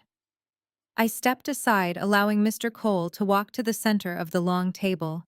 He unlatched his heavy leather briefcase. He pulled out a massive black binder and dropped it squarely onto the polished wood. The heavy thud made David flinch. Mr. Cole unclasped the binder and began sliding meticulously tabbed folders across the table to each of the board members. "Gentlemen," Mr. Cole began, his voice projecting easily through the silent room, "you have spent the last 20 minutes listening to David Brooks attempt to explain away federal raids and frozen accounts by blaming his chief financial officer. He has assured you that he is in constant negotiation with your lead angel investor, Apex Holdings." David crossed his arms, his chest puffing out with false bravado. "Yes, and I will be speaking with the managing director of Apex later today to clear up this massive misunderstanding. Now get out of my boardroom before I have you arrested for corporate espionage." Mr. Cole ignored David entirely. He turned his attention directly to the chairman of the board. "Sir, please open the red folder placed directly in front of you. Inside you will find the fully authenticated articles of incorporation, the blind trust registry, and the notarized ownership documents for the entity known as Apex Holdings." The chairman frowned, picking up the red folder. The other 9 board members leaned in, their eyes fixed on the documents. The only sound in the room was the crisp rustling of heavy paper. David swallowed hard, a sudden bead of sweat forming on his brow. He looked at me, his eyes searching my face for any hint of what was happening. I kept my expression perfectly neutral, watching him slowly suffocate in his own arrogance. The chairman's eyes scanned the first page. His reading glasses slipped slightly down his nose. He flipped to the second page, then to the third. His face, which had been tight with anger just moments before, went completely slack. He looked up, his gaze shifting from the paper to David, and finally to me. Mr. Cole stepped back, gesturing toward me with an open hand. "Gentlemen, allow me to formally introduce the sole proprietor and managing director of Apex Holdings." She currently holds 68% of this company's voting shares. She is your majority owner, your primary financial backer, and the individual who personally initiated the federal fraud investigation against your chief executive officer. Meet Clara. The silence that followed was absolute. It was a heavy, suffocating vacuum that pulled all the oxygen right out of the room. I watched the realization hit David like a physical blow to the stomach. The remaining color completely drained from his face, leaving his skin a sickly ashen gray. His jaw dropped slightly, his mouth opening and closing without a single sound coming out. The man who had mocked me for wearing sweatpants, who had called me a depressed housewife who had tried to throw me out of my own home, was suddenly staring at the architect of his entire existence. His knees visibly buckled. He grabbed the edge of the table to keep himself from collapsing onto the floor. His knuckles turned stark white as he gripped the wood. "Clara," he whispered, his voice so quiet and broken it barely reached across the room. I did not answer him. I did not need to. I walked past him, my stilettos clicking against the floor, and moved deliberately toward the opposite end of the long mahogany table. This was the seat traditionally reserved for the chairman or the majority shareholder. The board member sitting there immediately stood up and stepped aside, offering me the chair with a look of profound respect and sheer terror. I pulled the heavy leather chair out and sat down. I placed my hands flat on the polished wood. I looked down the entire length of the boardroom table, past the shocked executives, past the scattered financial reports, and locked my gaze directly onto David's terrified eyes. I pulled the heavy leather chair out and sat down. I placed my hands flat on the polished wood. I looked down the entire length of the boardroom table, past the shocked executives, past the scattered financial reports, and locked my gaze directly onto David's terrified eyes. The silence stretched for another agonizing 10 seconds. Nobody moved. Nobody breathed. The powerful men who controlled millions of dollars in venture capital were completely paralyzed by the sudden, violent shift in corporate power. I did not break eye contact with my husband. I let him drown in the horrifying realization that his entire identity, his perceived brilliance, and his manufactured wealth had always been completely dependent on my silent grace. And now that grace was entirely gone. "Gentlemen," I said, my voice cutting through the heavy silence like a diamond blade. "I apologize for the unprecedented entrance, but as you can imagine, the circumstances require immediate and decisive intervention. Please close the presentation file my husband just forced you to watch. It is nothing more than a desperate work of fiction designed to scapegoat an innocent chief financial officer to save his own skin." I gestured to Mr. Cole, who immediately walked over to the audiovisual console. He unplugged David's cheap plastic flash drive, dropped it onto the floor, and inserted a high-security encrypted drive of his own. The massive screen behind David blinked black for a fraction of a second before illuminating the room with a stark, undeniable reality. As the majority shareholder, I initiated a comprehensive forensic audit of this company's operational expenditures yesterday morning. I explained, leaning back in my leather chair and folding my hands. The results are displayed in the red folders placed in front of you and on the screen directly behind the man you currently call your chief executive officer. The first slide appeared. It was a scanned copy of the forged invoice from Apex Transit Solutions, placed side by side with the actual lease agreement from the Bellevue Porsche dealership. David flinched as the high-definition image of his forged signature filled the wall, towering over him. You will see that David has been utilizing investor capital to lease a luxury sports car, categorizing the monthly payments as fleet maintenance. I narrated, my tone completely clinical and devoid of emotion. I pressed a button on the remote Mr. Cole had handed me. The slide transitioned to the county property tax records and the tenant registry for the downtown high-rise apartment. He has also been expensing $6,000 a month for a luxury penthouse, disguising the payments as consulting fees for user interface design. The registered tenant of that apartment is Mia, a young woman who until yesterday was engaged in an active romantic relationship with David. A collective murmur of profound disgust rippled around the mahogany table. The chairman of the board practically crushed the red folder in his hands, his face turning an alarming shade of purple. He glared at David, who was shrinking back against the projector screen, looking exactly like a trapped animal. The chief financial officer, whom David had been prepared to sacrifice just moments ago, sat frozen in his chair. He looked at the screen, then at David, his expression shifting from sheer terror to absolute fury as he realized he had almost taken the fall for a federal crime.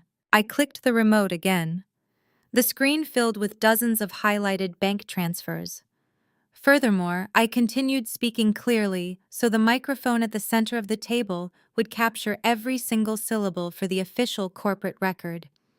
David authorized direct wire transfers totaling over $50,000 to this same young woman. He listed these transactions as emergency marketing stipends. These funds were used to purchase designer handbags, shoes, and luxury jewelry. I have provided the corresponding receipts and the retail fraud alerts triggered by these exact purchases just yesterday afternoon. David shook his head frantically, holding his hands up toward the board members in a pathetic gesture of surrender. "No, please, you have to listen to me," he stammered, his voice cracking with pure desperation. It was a temporary lapse in judgment. I was going to pay it back. The Series B funding would have covered everything. I built this company. You need me to run the development team. I did not let him finish. I clicked the remote one final time, bringing up the most devastating piece of evidence. The screen displayed the complex web of IP addresses, forged European licensing agreements, and decentralized cryptocurrency wallets. This was not a temporary lapse in judgment, I stated firmly, my voice rising just enough to completely overpower his pathetic excuses. This was a calculated, systematic embezzlement operation. David has siphoned over $400,000 of company capital into offshore, untraceable accounts. He actively committed wire fraud and tax evasion. He stole from me. He stole from this company. And he stole from every single one of you sitting at this table. The board members were visibly appalled. One of the venture capitalists threw his expensive pen against the table in absolute disgust. Another rubbed his temples, realizing how dangerously close they had come to investing millions of dollars into a criminal enterprise. I looked directly at the chairman. "David has not just been cheating on his wife," I announced, calmly delivering the absolute truth with devastating precision. "He has been cheating his investors. He is a massive liability." I paused, letting the weight of the word liability sink into the minds of the men who valued profit above all else. "But you do not need to worry about the federal raid that occurred last night," I assured them. Yesterday afternoon, I took this exact dossier to the Internal Revenue Service Criminal Investigation Division. I invoked formal whistleblower protection on behalf of Apex Holdings and this corporation. We are entirely indemnified. The federal crosshairs are aimed solely and exclusively at David Brooks as an individual rogue actor. The company is safe. Your investments are secure. But David is finished. The absolute finality of my words broke whatever fragile restraint David had left. His entire world had been systematically dismantled in less than 5 minutes. His wealth, his status, his reputation, and his freedom were completely gone. He stared at me, his eyes wide and bloodshot, his face contorted into a mask of pure, unadulterated hatred. He realized he was going to prison, and he had absolutely nothing left to lose. "You did this to me," David screamed, a guttural, animalistic sound that tore through his throat. "You ruined my life." In a blind, irrational panic, David shoved off the wall and lunged directly across the length of the boardroom table toward me. He knocked over crystal water glasses and scattered the meticulous financial reports, his hands outstretched like claws aiming right for my throat. He never even made it past the second chair. The two massive corporate security specialists who had escorted me into the building moved with terrifying speed. Before I even had to blink, Mr. Cole stepped smoothly in front of me, shielding me completely. The two security men intercepted David mid-lunge. They grabbed his tailored suit jacket, twisted his arms sharply behind his back, and slammed him face first into the thick mahogany wall paneling. The violent impact rattled the framed corporate awards hanging nearby. David gasped for air, his cheek pressed forcefully against the wood, completely immobilized and utterly defeated. The violent impact rattled the framed corporate awards hanging nearby. David gasped for air, his cheek pressed forcefully against the wood, completely immobilized and utterly defeated. I remained perfectly still in my leather chair. I did not flinch when he lunged, and I did not blink as he was violently slammed into the mahogany paneling. The board members, however, were absolutely horrified. The chairman of the board stood up, his face a mask of absolute revulsion. He adjusted his tailored suit jacket, looked at the struggling man pinned against the wall by the security team, and shook his head in profound disgust. The executives around the table exchanged appalled glances, completely repulsed by the unhinged physical violence they had just witnessed. It was the absolute confirmation of his severe instability. I looked around the table at the 10 powerful men who controlled the future of this corporation. "Gentlemen," I said, my voice cutting easily through the heavy breathing of my husband, "I believe we have seen more than enough. Between the irrefutable evidence of federal tax evasion, the massive misappropriation of investor capital, and now this pathetic display of physical violence in a closed executive session, the path forward is entirely clear. As the majority shareholder representing Apex Holdings, I am formally calling for an immediate vote of no confidence and the immediate termination of David Brooks from the position of Chief Executive Officer." The chairman did not even bother to sit down. "I second the motion," he declared loudly, his voice echoing in the large room. "All in favor." Every single hand around the massive table shot into the air without a fraction of a second of hesitation. It was entirely unanimous. The chief financial officer, who was still trembling from the realization that he had nearly been framed for federal crimes by his own boss, raised his hand the highest. "The vote is unanimous," I confirmed, officially sealing his corporate fate. "David, effective at this exact second, you are terminated for cause." Mr. Cole stepped forward, opening a separate red folder and reading from a prepared legal addendum.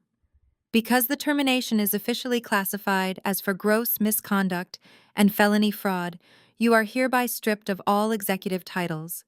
Your highly lucrative severance package is entirely voided.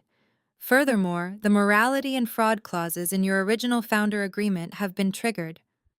All of your unvested equity is immediately forfeited to the company treasury. Any vested shares you currently hold are subject to an automatic clawback to cover the initial financial damages caused by your massive embezzlement." David groaned against the wall, the heavy reality of the legal jargon crushing the last breath from his lungs. He was not just getting fired. He was being legally stripped down to absolutely zero. He would leave this building with nothing but the wet clothes on his back and a mountain of federal debt. But I was not quite finished. I signaled Mr. Cole with a slight nod of my head. The attorney reached into his leather briefcase one final time and pulled out a thin manila envelope. He walked over to where the security guards were holding David against the wall and casually slipped the envelope into the side pocket of David's tailored suit jacket. "Oh, and David," I added, keeping my tone light and conversational, which only amplified the intense cruelty of the moment. "You might want to read the contents of that envelope when you have a free moment in your holding cell.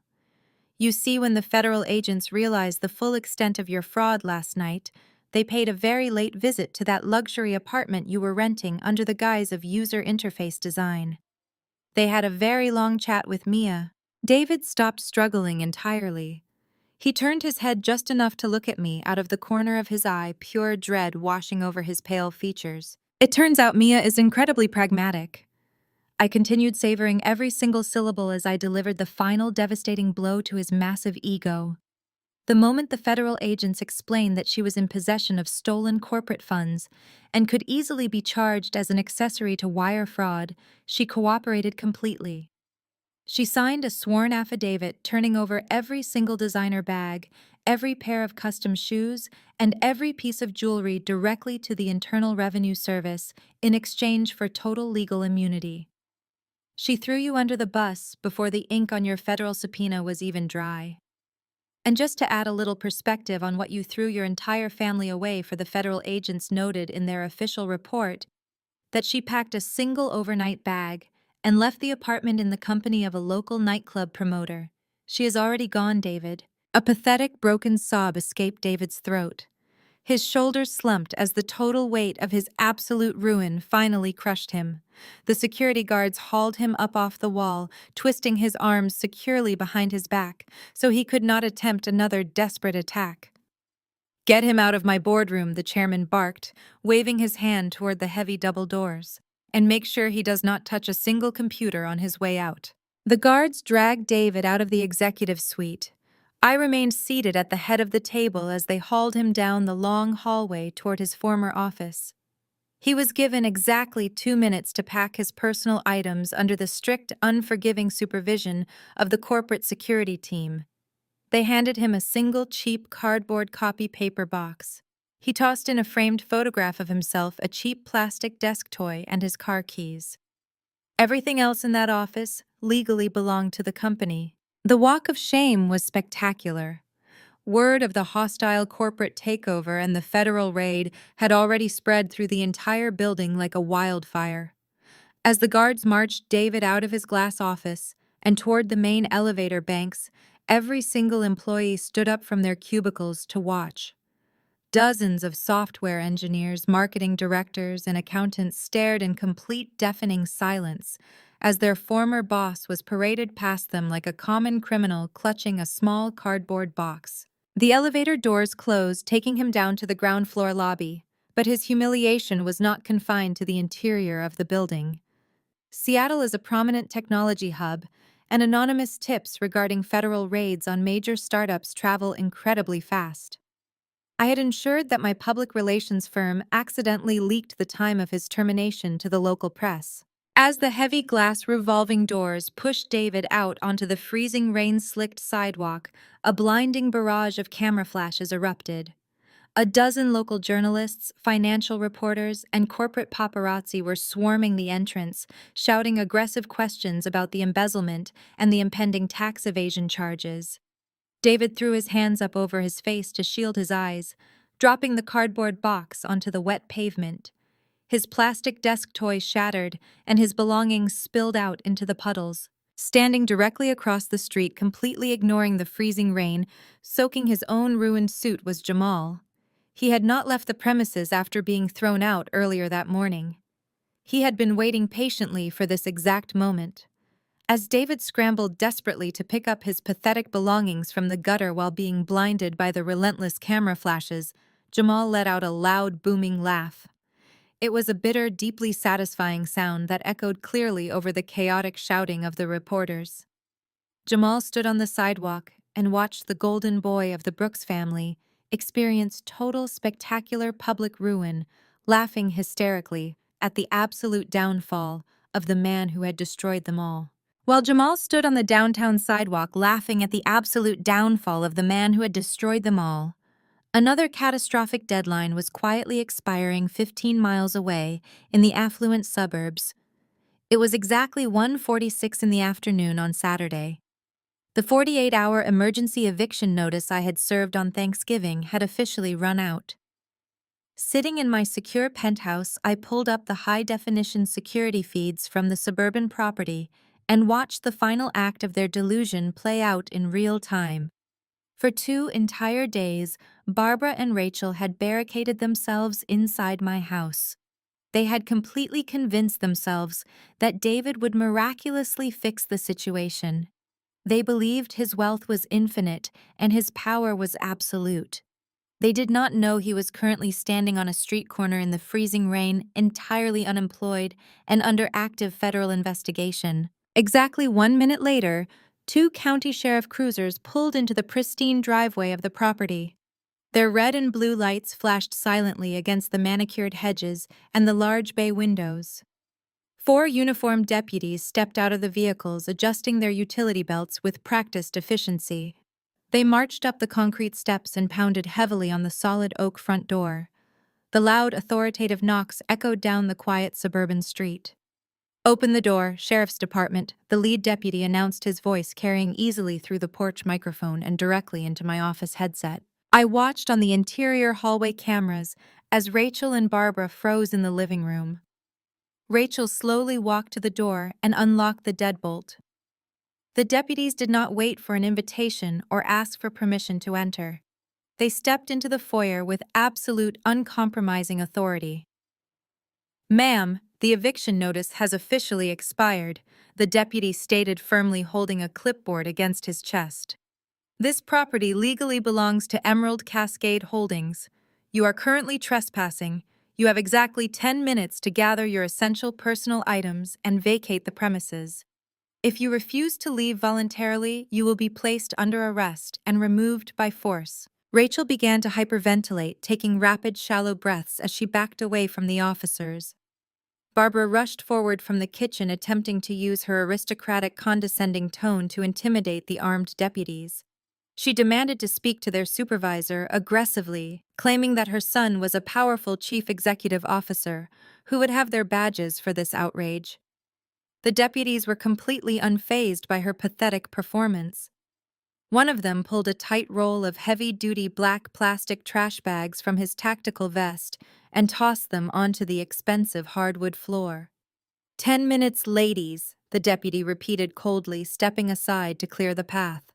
"Start packing right now." It was the ultimate, deeply satisfying, full-circle moment of poetic justice. Just 48 hours earlier, Barbara had thrown a black trash bag at my feet and ordered me to pack my maternity clothes and leave my own home. Now she was weeping hysterically as a sheriff's deputy forced her to shove her expensive cashmere sweaters, her pearl necklaces, and her designer shoes into the exact same type of cheap garbage bags.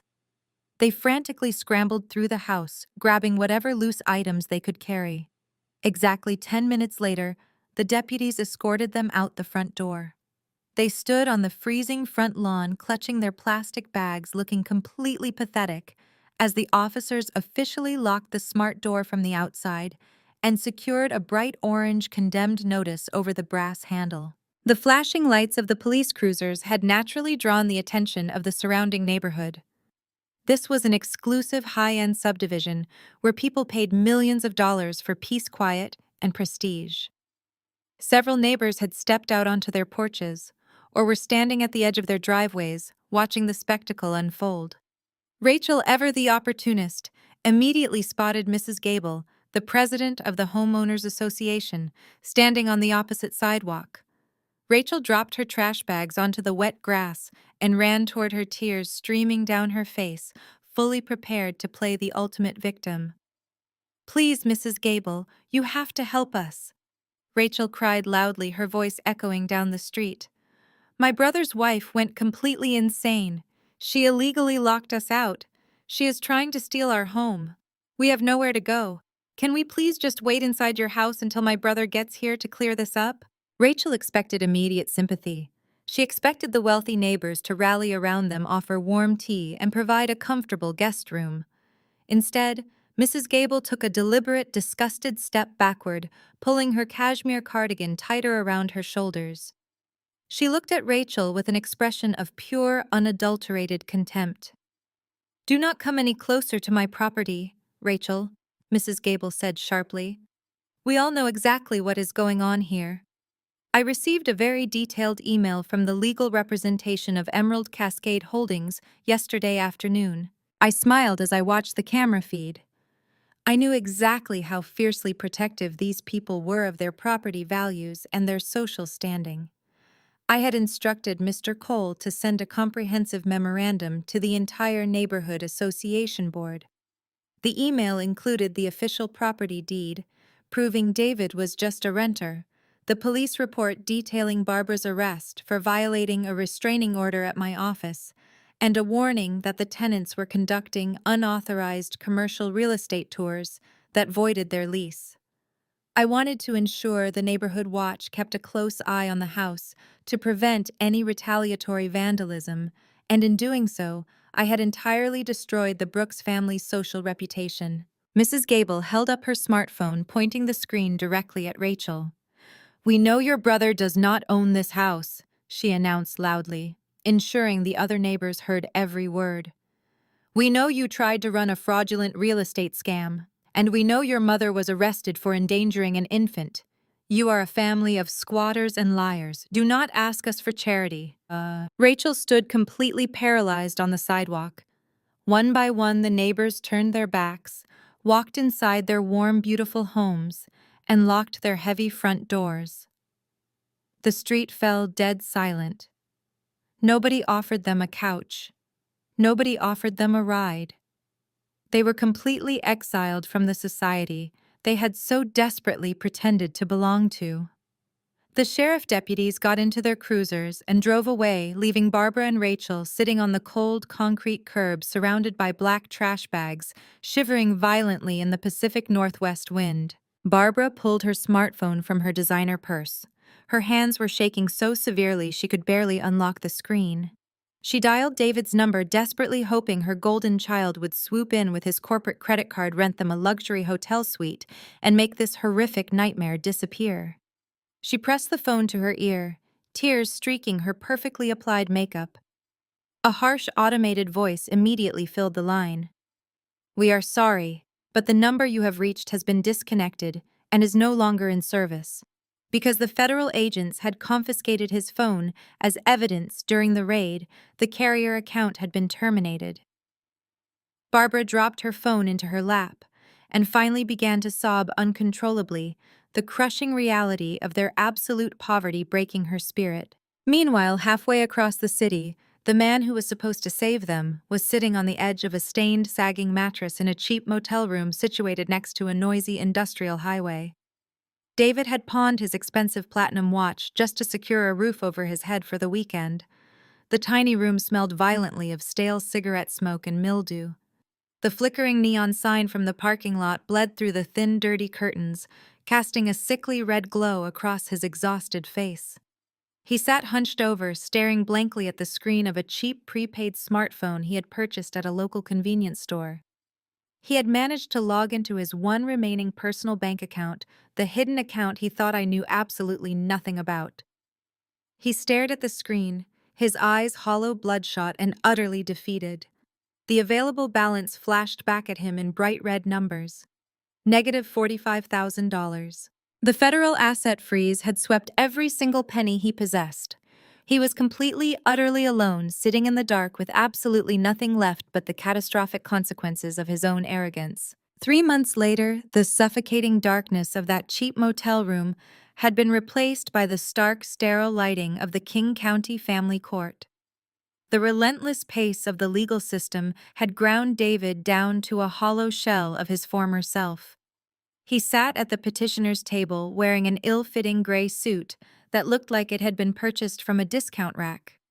His posture was slumped, his hair was thinning, and the arrogant, charismatic CEO, who had once demanded a divorce on Thanksgiving morning, was completely gone. In his place sat a desperate, cornered man. Sitting next to him was a visibly exhausted court-appointed public defender who kept checking his watch, clearly possessing no desire to fight a losing battle against my elite legal team. I sat at the respondent's table wearing a tailored navy blue suit, projecting absolute calm. I had spent the last 90 days rebuilding the tech startup, expanding my investment portfolio, and watching my beautiful son Leo grow into a happy, thriving infant. I did not feel an ounce of pity for the man sitting across the aisle. I was simply here to finalize the extraction of a tumor from my family's life. The hearing began with David attempting to execute the only strategy he had left: the devoted father routine. His public defender called him to the stand. David walked up to the witness box, swore an oath to tell the truth, and immediately launched into a theatrical, highly rehearsed performance. He looked directly at the judge, a stern, no-nonsense woman named Judge Hernandez, and forced tears to well up in his eyes. "Your Honor," David said, his voice trembling with manufactured emotion, "I know I have made some financial mistakes in my past. I got caught up in the stress of running a major technology company, and my judgment was clouded. But I love my son. Leo is my entire world. Since the day Clara locked me out of our home, she has engaged in a vicious, calculated campaign of parental alienation. She froze my bank accounts so I could not afford a place to live. She used her billions to steal my company. She refuses to let me see my boy. I am just a father begging the court for 50-50 joint custody so I can be a part of my child's life. It was a decent performance. If you did not know the facts, you might actually believe he was a victim of a vindictive billionaire wife. But family court judges do not rule on theatrical tears. They rule on documented evidence. My attorney, Mr. Harrison, stood up.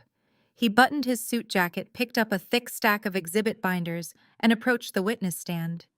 He did not look angry. He looked entirely bored, which was infinitely more intimidating.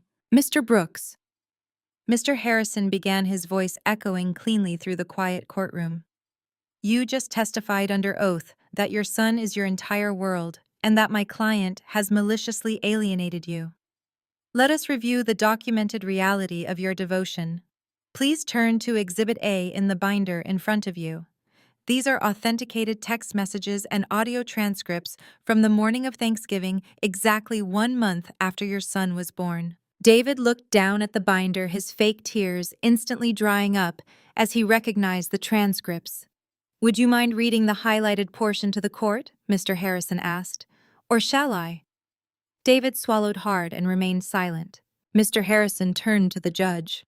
Your Honor, at 6:30 in the morning on a major holiday, the petitioner dropped divorce papers onto the kitchen counter while the respondent was physically holding their infant son. The petitioner stated, and I quote, "Sign them. You are just a depressed, boring housewife now. I need a partner who fits my executive lifestyle."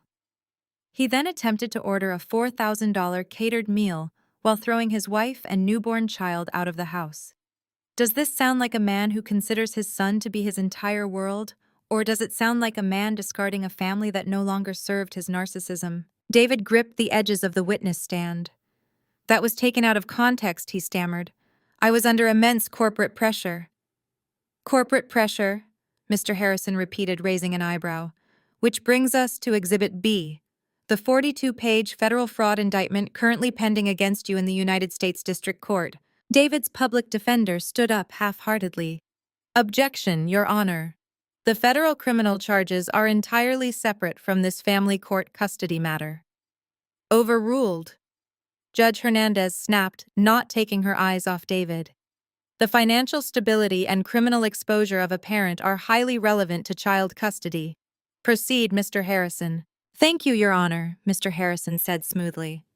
The federal indictment proves that while Mr. Brooks claims he wants to provide a stable home for his son, he was actively embezzling hundreds of thousands of dollars.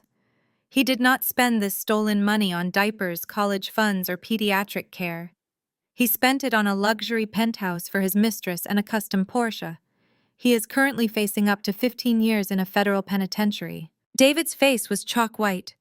He looked desperately at his lawyer, who simply stared down at his legal pad, completely unwilling to intervene in the slaughter. Finally, Mr. Harrison pulled out a highly confidential medical document. Exhibit C, Your Honor. The results of the court-mandated psychological evaluation ordered by this very chamber last month.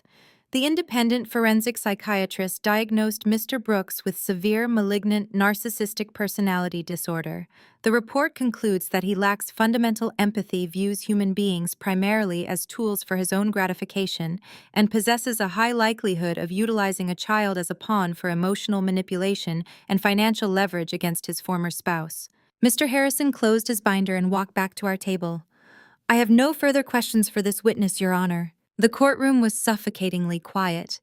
The air felt heavy with the absolute destruction of David's carefully crafted facade.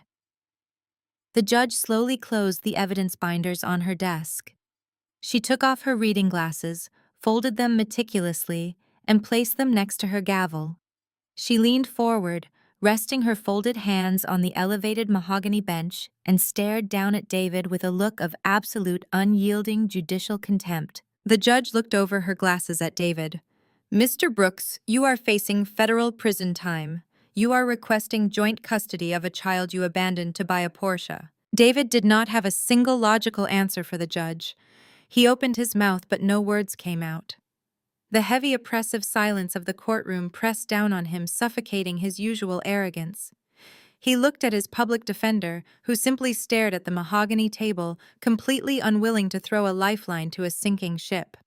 Realizing that logic and legal maneuvering had entirely failed him, David resorted to the absolute last weapon in a manipulator's arsenal.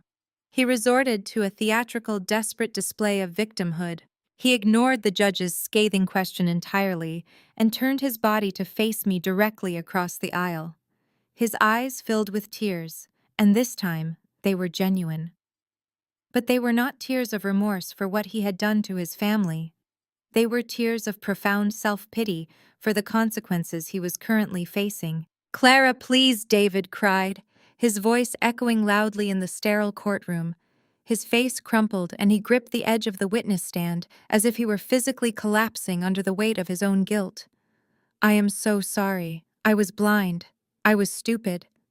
The stress of the startup, the pressure from the board, the money, it all completely poisoned me. I lost sight of what actually mattered. But you are my wife. You are the mother of my child." His public defender reached out and tugged on David's sleeve urgently, whispering for him to stop talking, but David jerked his arm away. He was fully committed to the performance now. "I do not care about the company anymore," David sobbed, staring at me with wide, pleading eyes. "I do not care about the money or the status. I just want my family back. I know I broke your heart, but people make mistakes. We can fix this, Clara. We can go to counseling. I will do whatever it takes. Please just look at me. Look at the man you married. Do not take my son away from me forever. I am begging you, Clara. Give me one more chance for the sake of our family." He buried his face in his hands, his shoulders shaking with loud, ragged sobs. It was a spectacular display of emotional manipulation designed perfectly to make me look like a cold, unforgiving villain if I refused his tearful apology. For a brief second, the court reporter stopped typing, and the bailiff shifted uncomfortably by the door. Judge Hernandez did not look moved. She turned her gaze to my table. "Mr. Harrison," she asked, her voice perfectly even, "does your client wish to provide testimony in response to this display?" Mr. Harrison looked at me. I stood up, buttoned my navy blue suit jacket, and walked confidently past David's table. I did not look at him. I stepped into the witness box, placed my hand on the Bible, swore to tell the whole truth, and sat down. The microphone clicked on, amplifying the steady rhythm of my breathing. I looked directly at Judge Hernandez, completely bypassing David. "Your Honor." I began, my voice crisp, cold, and entirely unshakable. "What you have just witnessed from the petitioner is not the remorse of a loving father, it is the sheer panic of a narcissist who has officially run out of victims." David lifted his head from his hands, his tear-stained face twisting in shock at my absolute lack of empathy. "The man sitting across this room does not miss his family." I continued, my words carrying the heavy weight of absolute certainty. "He misses his funding. He misses his status. He misses having a quiet, compliant woman to manage his household while he financed a secret life using stolen capital. A manipulator operates on a very predictable, pathetic cycle. They devalue you behind closed doors. They discard you when they believe they have found a better source of supply, and when they are finally stripped of their power and exposed to the light, they suddenly play the victim." I turned my head slowly and looked David directly in the eyes. He shrank back in his chair, completely paralyzed by the cold intensity of my gaze. David did not cry on Thanksgiving morning. When he handed me divorce papers, I stated clearly, ensuring every syllable was recorded by the court reporter. He did not cry when he brought his mistress into my home while I was nursing our newborn. He did not cry when he authorized fraudulent wire transfers to offshore accounts. He is crying today because the consequences of his own arrogance have finally arrived, and he has realized that he cannot charm his way out of federal prison. I turned back to the judge, leaning forward slightly. "My son is currently 4 months old. He is happy, he is healthy, and he lives in a home completely free of chaos, deceit, and emotional abuse. I refuse to let that change. I will not subject Leo to a man who uses human beings as props to prop up his fragile ego. Leo is not a bargaining chip to be used for a reduced prison sentence. He is not a vanity project for a disgraced former executive to parade around on weekends to look like a dedicated family man. My son deserves a parent who protects him, not a parasite who views him as a tool for leverage. I'm asking this court to sever this man's legal ties to my child permanently. The courtroom was completely silent. The sheer power of the boundary I had just drawn left absolutely no room for debate. I did not raise my voice once, but my testimony possessed the devastating force of a hurricane. Judge Hernandez nodded slowly, her expression hardening into absolute resolve. She looked down at her legal pad, made a single decisive checkmark with her pen, and looked back up at David. "Mr. Brooks, your performance is finished," the judge stated, her voice slicing through the air like a blade. "This court finds your actions to be completely abhorrent. You have demonstrated a profound lack of moral character, severe financial instability, and a terrifying willingness to prioritize your own vanity over the basic safety and well-being of your infant son. I find that placing this child in your care, even for supervised visitation, would present an immediate psychological and physical risk." She picked up her wooden gavel. "I am granting the respondent Clara sole physical and legal custody of the minor child." Leo Judge Hernandez ruled, her voice booming with the full authority of the state. "Furthermore, given your pending federal indictment and the psychological evaluations presented today, I am stripping you of all visitation rights. You will have zero contact with this child. This ruling is effective immediately and will remain in place indefinitely pending the outcome of your federal criminal trial." The heavy wooden gavel slammed down onto the sounding block. The sharp, violent crack echoed through the courtroom, finalizing his absolute destruction.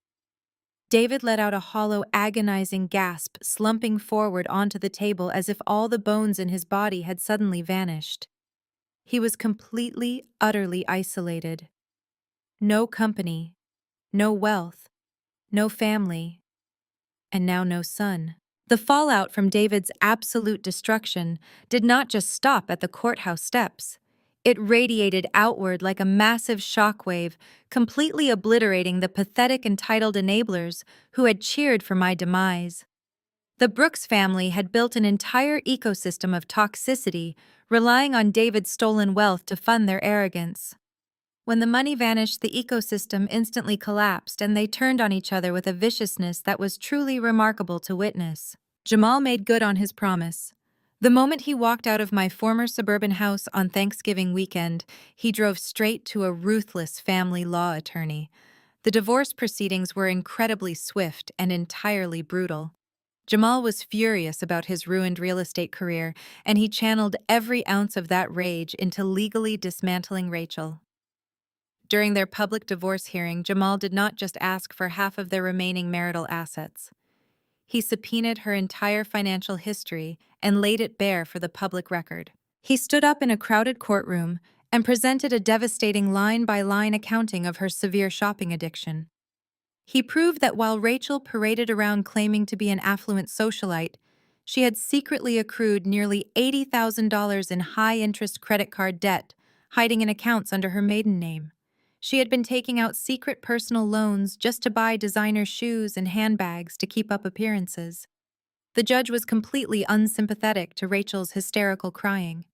Jamal walked away with the only valuable asset they had left, which was a small investment portfolio his own mother had given him before they married, leaving Rachel completely drowning in her own secret financial ruin. With her husband gone, her credit entirely destroyed, and her brother facing a decade in a federal penitentiary, Rachel had absolutely no one left to sponge off.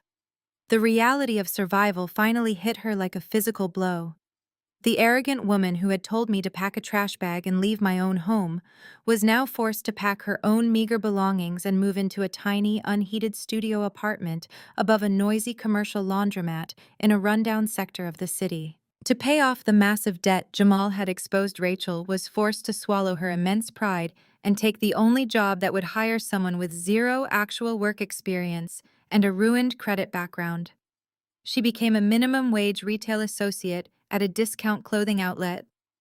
I heard through mutual acquaintances that she spent her days folding cheap polyester sweaters, scrubbing public dressing rooms, and getting yelled at by angry bargain hunters. She lived in constant, agonizing terror that she might accidentally ring up one of the wealthy women she used to desperately try to impress at the country club. The Golden Sister had completely lost her shine, reduced to a ghost of her former vanity. But perhaps the most poetic justice of all belonged to Barbara.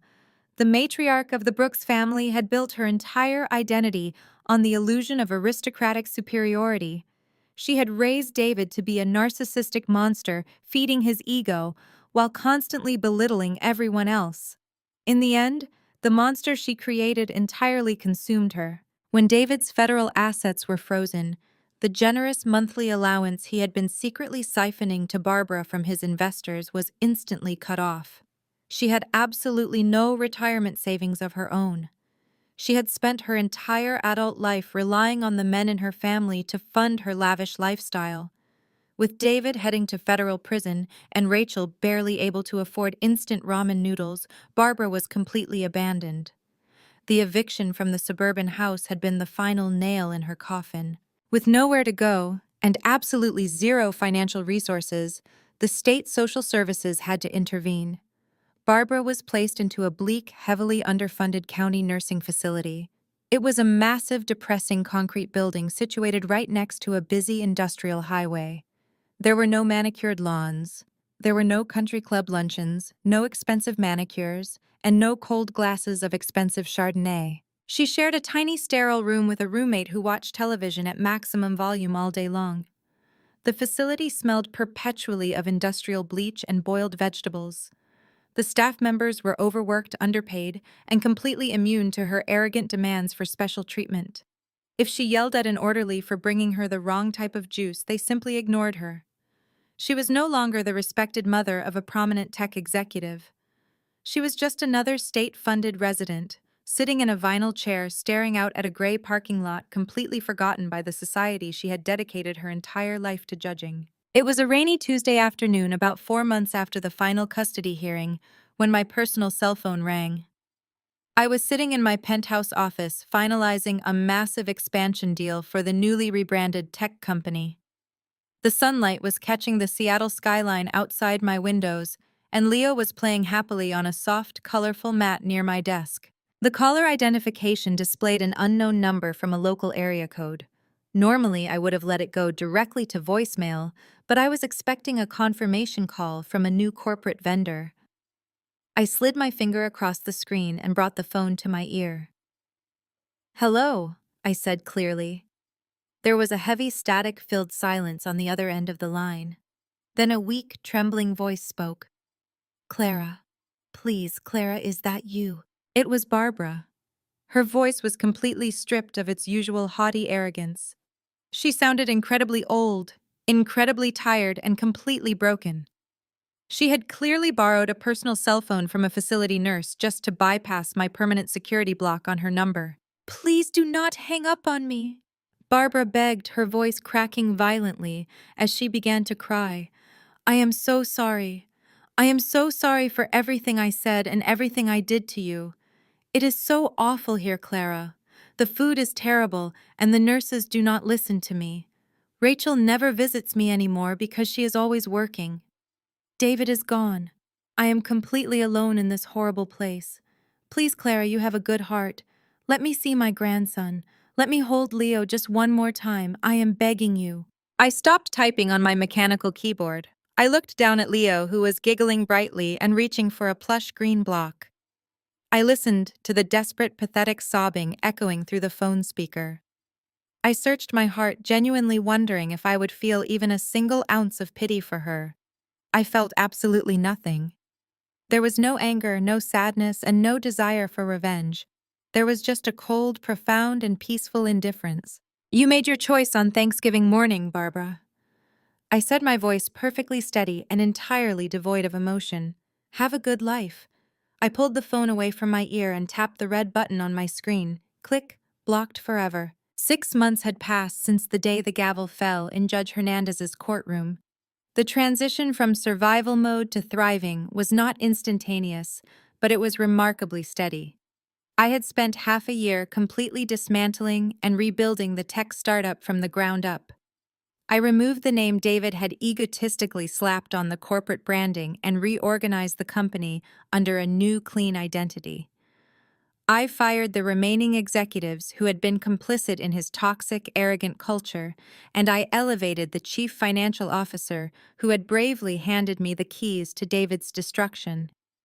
I installed a board of directors comprised of ethical, forward-thinking leaders who valued sustainable growth over flashy, fraudulent metrics. The results were immediate and undeniable.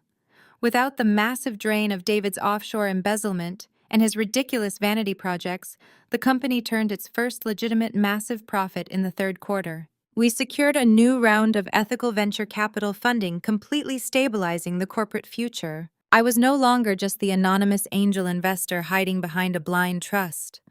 I stepped fully into the light as the active majority owner and strategic advisor. My days were filled with high-level corporate strategy, legal reviews, and guiding a team of brilliant engineers. But my evenings, my weekends, and every quiet moment in between belonged entirely to Leo. It was a crisp Friday evening in Seattle. The rain had cleared, leaving the city skyline sparkling against the darkening sky. I was sitting in the expansive living room of my penthouse, feeling a deep, settling peace. Leo, who was now a robust and incredibly active 10-month-old, was practicing pulling himself up against the soft, upholstered coffee table. He was giggling, his small hands slapping the fabric completely insulated from the chaos that had surrounded his birth. I sat on the plush rug beside him, drinking a cup of herbal tea, watching him discover the world. The television was murmuring quietly in the background, tuned to a local evening news broadcast. I was not really paying attention until the familiar anchor's voice caught my ear. And in local business news today, a stunning fall from grace for a former Seattle tech executive, the anchor announced smoothly. I looked up at the massive flat screen. The broadcast cut to footage taken earlier that afternoon outside the United States District Courthouse downtown. It was sentencing day. David Brooks, 35.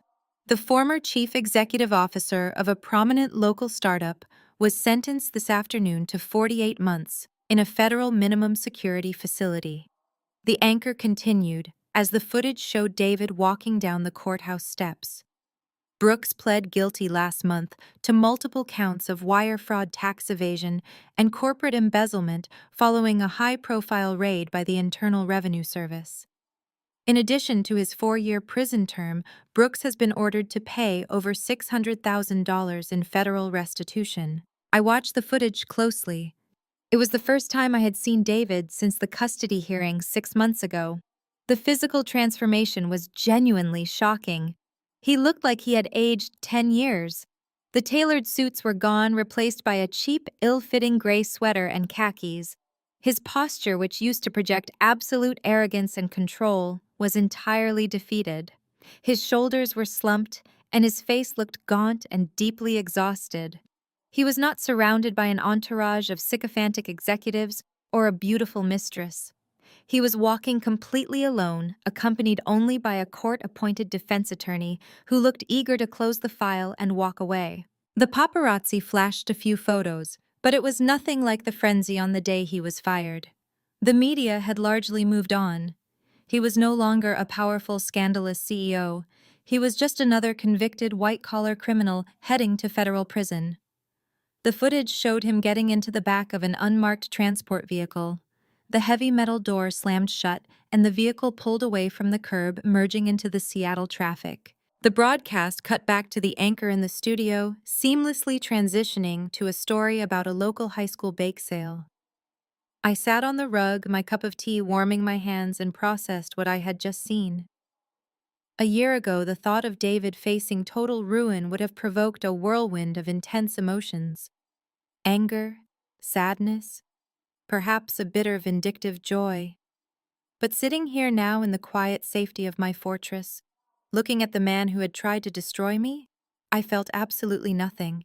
There was no victorious thrill racing through my veins. There was no lingering hatred. I did not feel the need to call a friend to gloat or pour a glass of champagne to celebrate his imprisonment. I just felt an overwhelming, profound sense of indifference. He was a ghost, He was a chapter of my life that had been entirely closed, audited, and permanently filed away. The opposite of love is not hate. The opposite of love is complete and total indifference. When you hate someone, they still occupy your mental energy. They still live rent-free in your mind, controlling your emotions and dictating your reactions. David Brooks no longer held any power over me. He was a stranger heading to a federal cell, a man who had completely destroyed his own life through his boundless greed and staggering arrogance. He had handed me the exact tools I needed to build an empire, and then he had conveniently removed himself from the equation. Leo let out a loud, happy squeal, finally managing to pull himself up to a standing position against the coffee table. He looked over his shoulder at me, his face beaming with the pure, uncomplicated pride of his new accomplishment. I smiled, setting my teacup down. I reached out and wrapped my arms around his small waist, kissing his soft cheek. "Look at you, Leo," I whispered, pulling him gently into my lap. "You are getting so strong." I picked up the television remote and pressed the power button. The massive screen instantly went black, cutting off the local news broadcast entirely. The silence that filled the penthouse was not heavy or oppressive. It was light, clean, and full of possibility. The toxic noise of the Brooks family had been permanently muted. I was no longer a victim waiting for the next shoe to drop. I was the architect of my own destiny, the protector of my son, and the undisputed leader of my own life. Fast forward another 2 months to a brilliantly warm Saturday in late July. The internal peace I had discovered was now perfectly reflected in the vibrant, joyful atmosphere of the summer party I was hosting on the expansive rooftop terrace of my penthouse. The sun was beginning its slow, majestic descent over the Puget Sound, painting the sprawling Seattle skyline in breathtaking shades of gold, amber, and deep violet. Delicate string lights twinkled gently above the sleek, modern outdoor furniture, and the evening air was filled with the sounds of genuine laughter, the clinking of crystal glasses, and smooth jazz playing softly from the hidden surround sound speakers. It was a stark, incredibly beautiful contrast to the freezing, miserable Thanksgiving morning that had set this entire chain of events into motion. I stood near the custom-built outdoor kitchen, pouring a glass of sparkling water with a slice of fresh lemon, simply taking a moment to observe the scene around me. The guests scattered across the warm teak decking were not bound to me by the rigid, often toxic obligations of blood or marriage. They were my chosen family.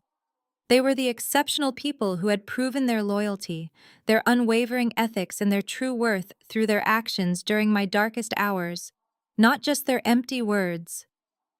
Over by the glowing fire pit, my brilliant legal team, Mr. Harrison and Mr. Cole, had finally traded their severe navy blue courtroom suits for relaxed linen button-down shirts.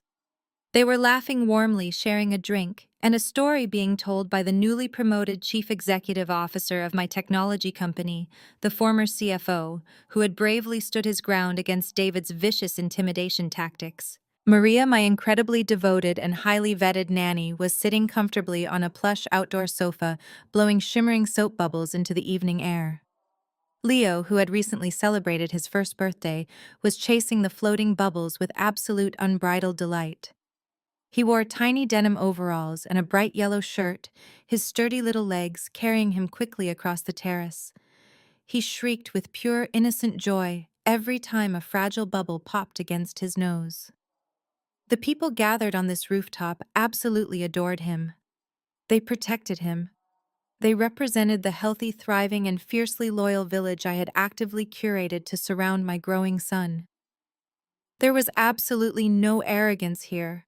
There was no manipulation, no subtle put-downs, and absolutely no one telling me that I was just a boring, depressed housewife who needed to be replaced. I walked across the deck, the warm evening breeze gently catching the hem of my emerald green silk dress.